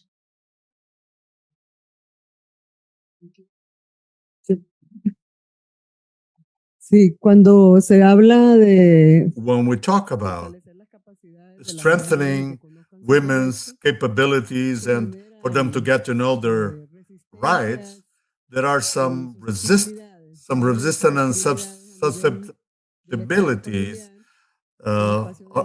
occur in their families and in the community and at the municipal level as well. So we start from that, how to work with that, because impacts of husbands who do not agree, do not share, and what is done in this case is to raise awareness, the community, but by using older women to raise awareness, the elder, okay? And we try also and bring together many people, the elder especially. The other thing that is sensitive is that capacity building are geared towards autonomy, economic autonomy, independence. So that means that women can make decisions in their home and hearth. They can participate in social realms, in meeting and participating and exchanging elsewhere other than their home. So if there is no awareness and agreement upon that, some jealousy occurs, and this is how we deal with that, by raising awareness, by promoting reflection upon it. And exchanges are promoted of experience with other women's organizations that have already faced this situation, and they know how to solve this type of situations. And they can teach their fellow women how to overcome them. And they will have much better conditions to deal with those potential issues in the family. If more than 50% of the community are women and they're not participating in the economic and social activities of their community, the community and their children are suffering because 50% of the economically active population is not participation, is not going to mobilize the local economy. So that's this type of topic usually lead to resistance. And also resistance is found is because many of the organizations that we support come up with proposals that have to do with goods and interests that are external actors. For example, the Tansin Lagoon, there are 5 communities on its shores that created this bylaws to organize fishing and how to harness the resources. And this creates resistance and some problems derived from that. Florentina had to deal with those to legitimize that initiative and to try and, how to say it,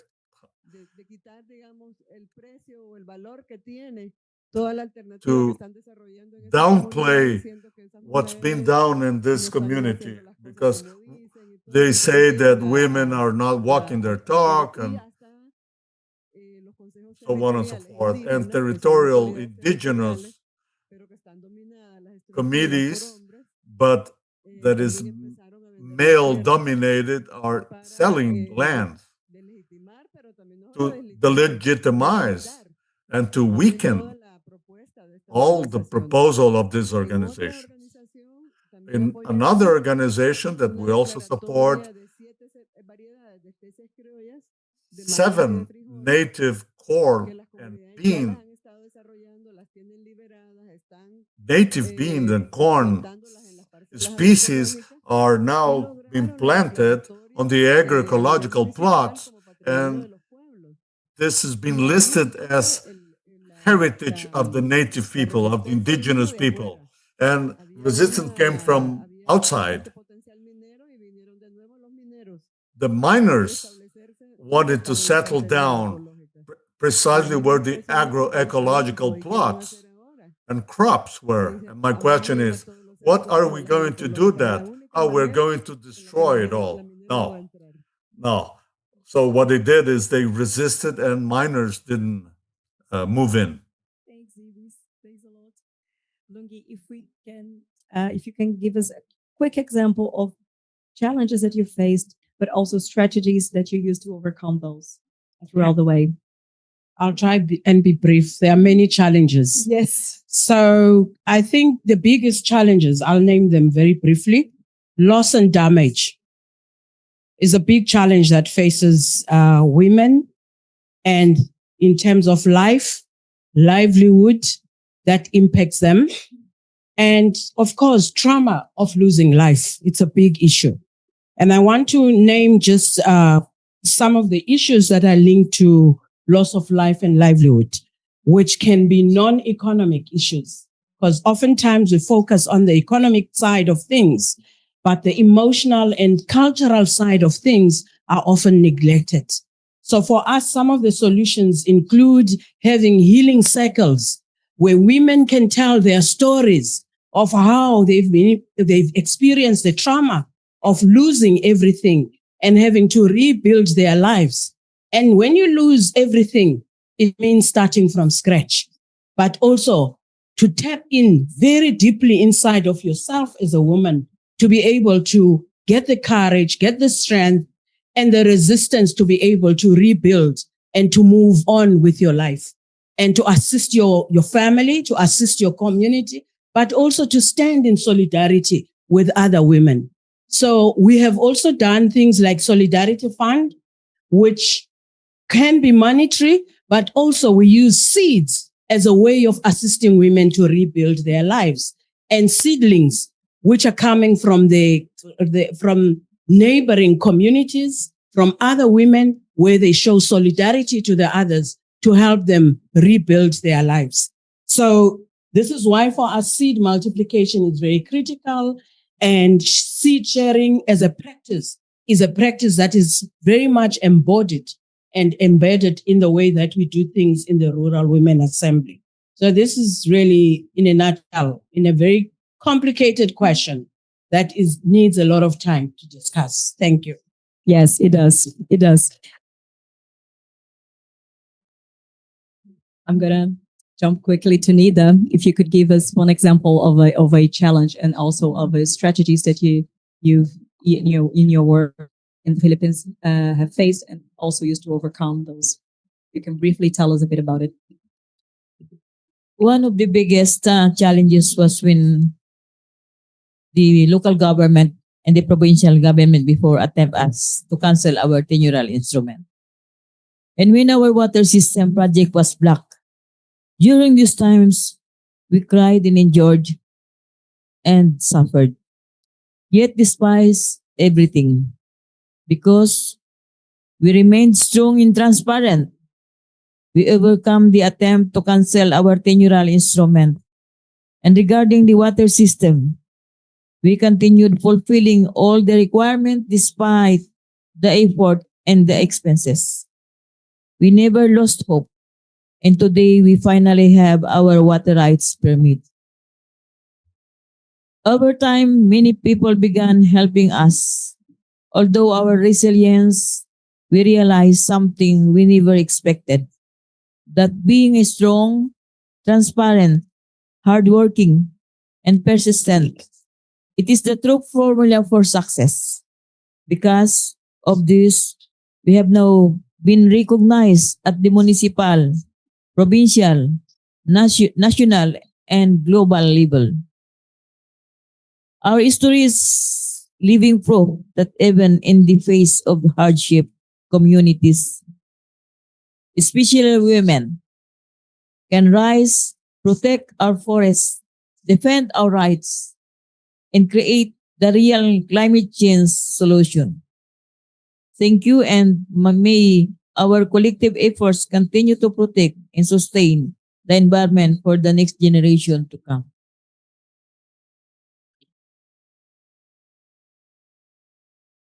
Thank you, Nida. So I hear a lot about solidarity, about sorority, about women staying together, supporting one another, but also about flexibility in understanding the needs. And thanks a lot for this. I'm gonna switch quickly to another pair of questions to Maíra, to Simara, and maybe myself will have time because we need to be mindful of time. And I would love to ask you what aspects of this feminist funding have been crucial to make a difference for women-led CBOs in your view, in your opinion, in your perspective? And what are the practical implications of the fact that it is feminist funding, specifically feminist funding? And if we have time later, we can also maybe share some lessons back to the audience. Do you want to start, Samara?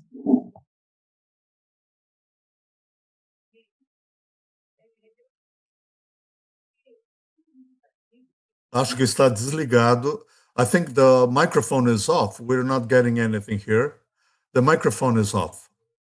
I apologize, but we cannot hear here in the booth, in the virtual booth.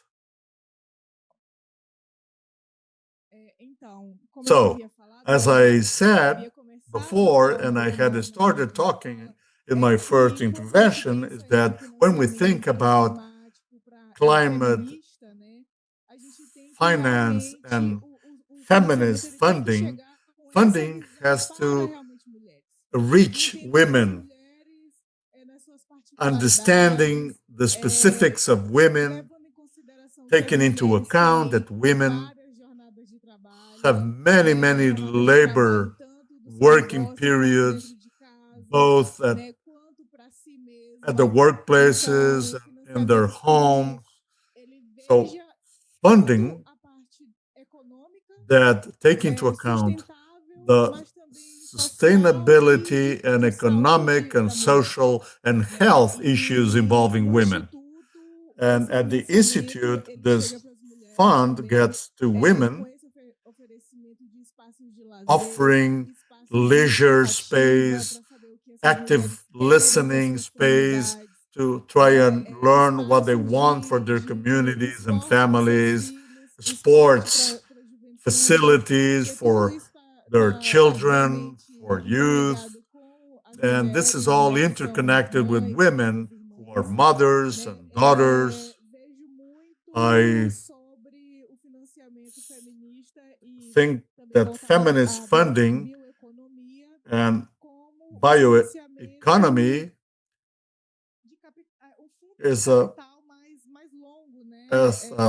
long-lasting capital fund because women are low income, therefore they need money, but also they need longer time to pay back and to provide an ROI, return on their on the investment.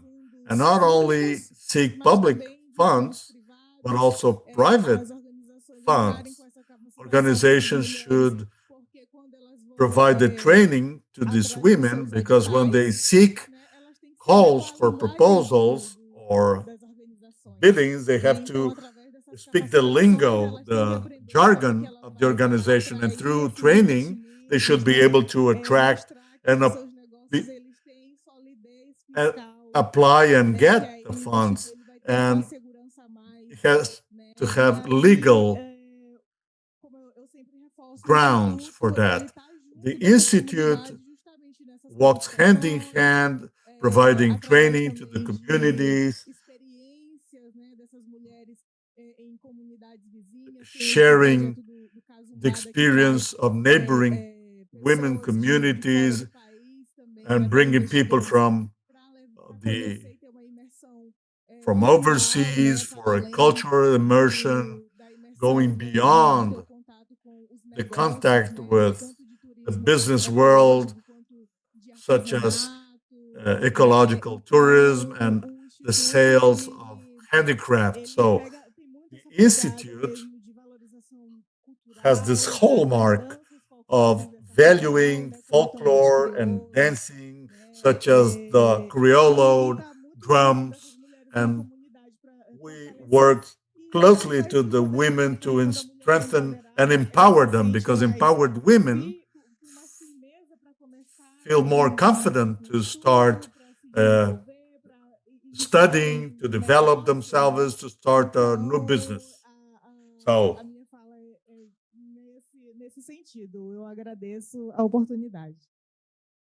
thank you. Thank you for the opportunity. Thank you so much, Simara. I think that what you just mentioned also resonates a lot with the video that Ibis, our colleague Ibis, showed. And in the end, the women saying that I didn't know I had rights. I didn't know I could be also powerful, that I had this strength. I do know now. So I think it's a bit about what you said. Yes, and we have to be mindful of time. I'd like to share, adding to this a bit, because speaking of numbers a bit, just 2.3% of overall climate finance primarily targets gender equality. So I think that when we're talking about feminist funding, it's also interesting to mention that, because there's no money, there's no enough funding achieving women-led organizations, and these initiatives we're talking about here today, and which we all are discussing how important they are. So, and if I could speak a bit about Gaga, Gaga is completing 10 years now, and it is precisely to help, like I mentioned before, bridge this gap and unite like women's funds, but environmental funds, and the work with NGOs to use these structures that already exist to help channel funds to community-based organizations to make money reach those communities where these women are working against climate change impacts and working on what we call the gender just climate solutions. And these mechanisms are already there. So what we do is precisely try to bring funding from bilateral donors, from philanthropic donors, to help reach these organizations and these women. So I think it resonates a lot also. And in the meantime, in these 10 years, we already managed to reach 2,300 organizations in the basis, like in the grassroots, in the territories. And I think that's also very powerful. It's a very strong number because there is and that's spread in 60 countries. So we are talking about a vast, like a real big, real long places. And one more thing that I'd like to mention is that these structures are there already. So it's really funding, is really channeling to those, not trying to come up with new sort of structures, because we do have excellent structures. The women's funds we're talking about, the environmental funds we're talking about, they are in the territories. They know the communities. They know how to reach them. They know the needs, as we are mentioning here. So I think it's really important to highlight that as well. But I also would like to hear from Maíra, because please go ahead, Maíra. Bom, tá ligado, né? A gente tem desafio muito grande aqui no Brasil. We have a great challenge here in Brazil about that inequality, which is historic, and also thinking about who these women are, what the real issues are, what gaps we need to bridge, how we can support them. And in 2023, by the way, the Agbar Fund talked to many different organizations to diagnose Black philanthropy in Brazil, to understand real data about these places. And more than half of the organizations, they operate with less than 5,000 reais per year. That's a terrible figure that shows that reality of how that the resource of philanthropy gets to these territories, what the value is. And another important thing in that regard is that from the organizations,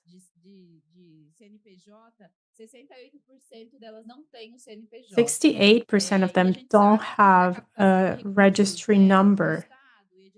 And we know that to capture money from the state, that is very important. So in that regard, I think bringing that puts us in a place where we need to understand who we have to help, what programs we have to build.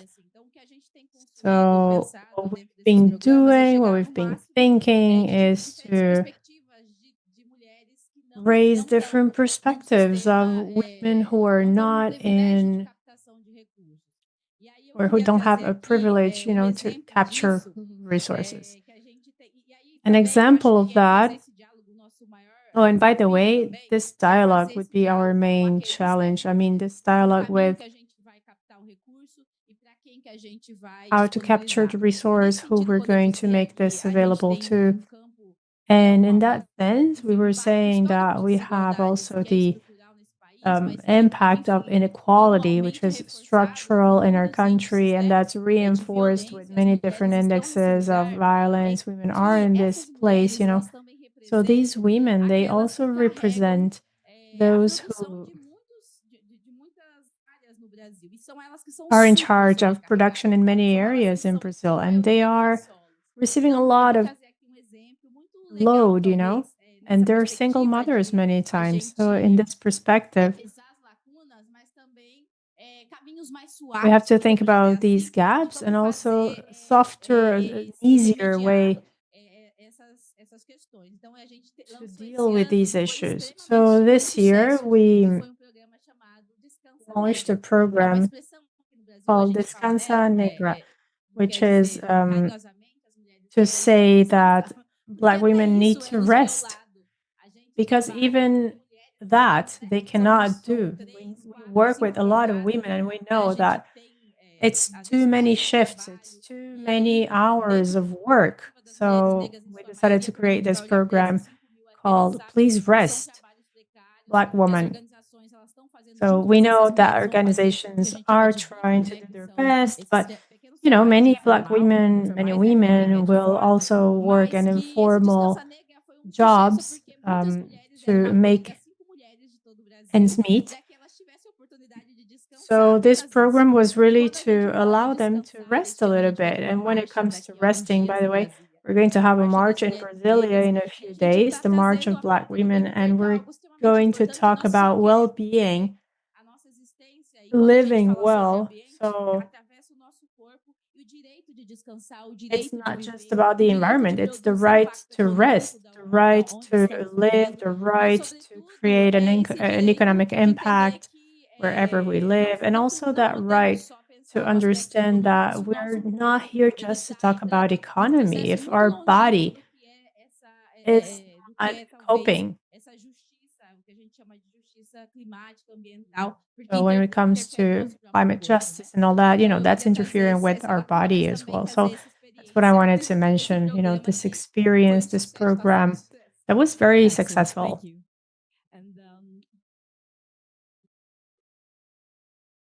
I guess we need to be really mindful about time, but I would like just to recap briefly. We heard a lot about solidarity. We heard that flexible funding is needed to reach the grassroots. We heard about trust-based relationships and trust-based funding, long-term funding instead of project funding only, because we know this is what the women and the communities need. We heard a lot of good examples of how this work of women is being implemented daily in order to protect their territories, their own bodies, and the environment they're in.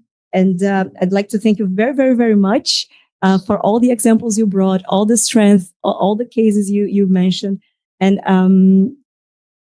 to say that I was really honored to be here with you today. So thanks a lot for that.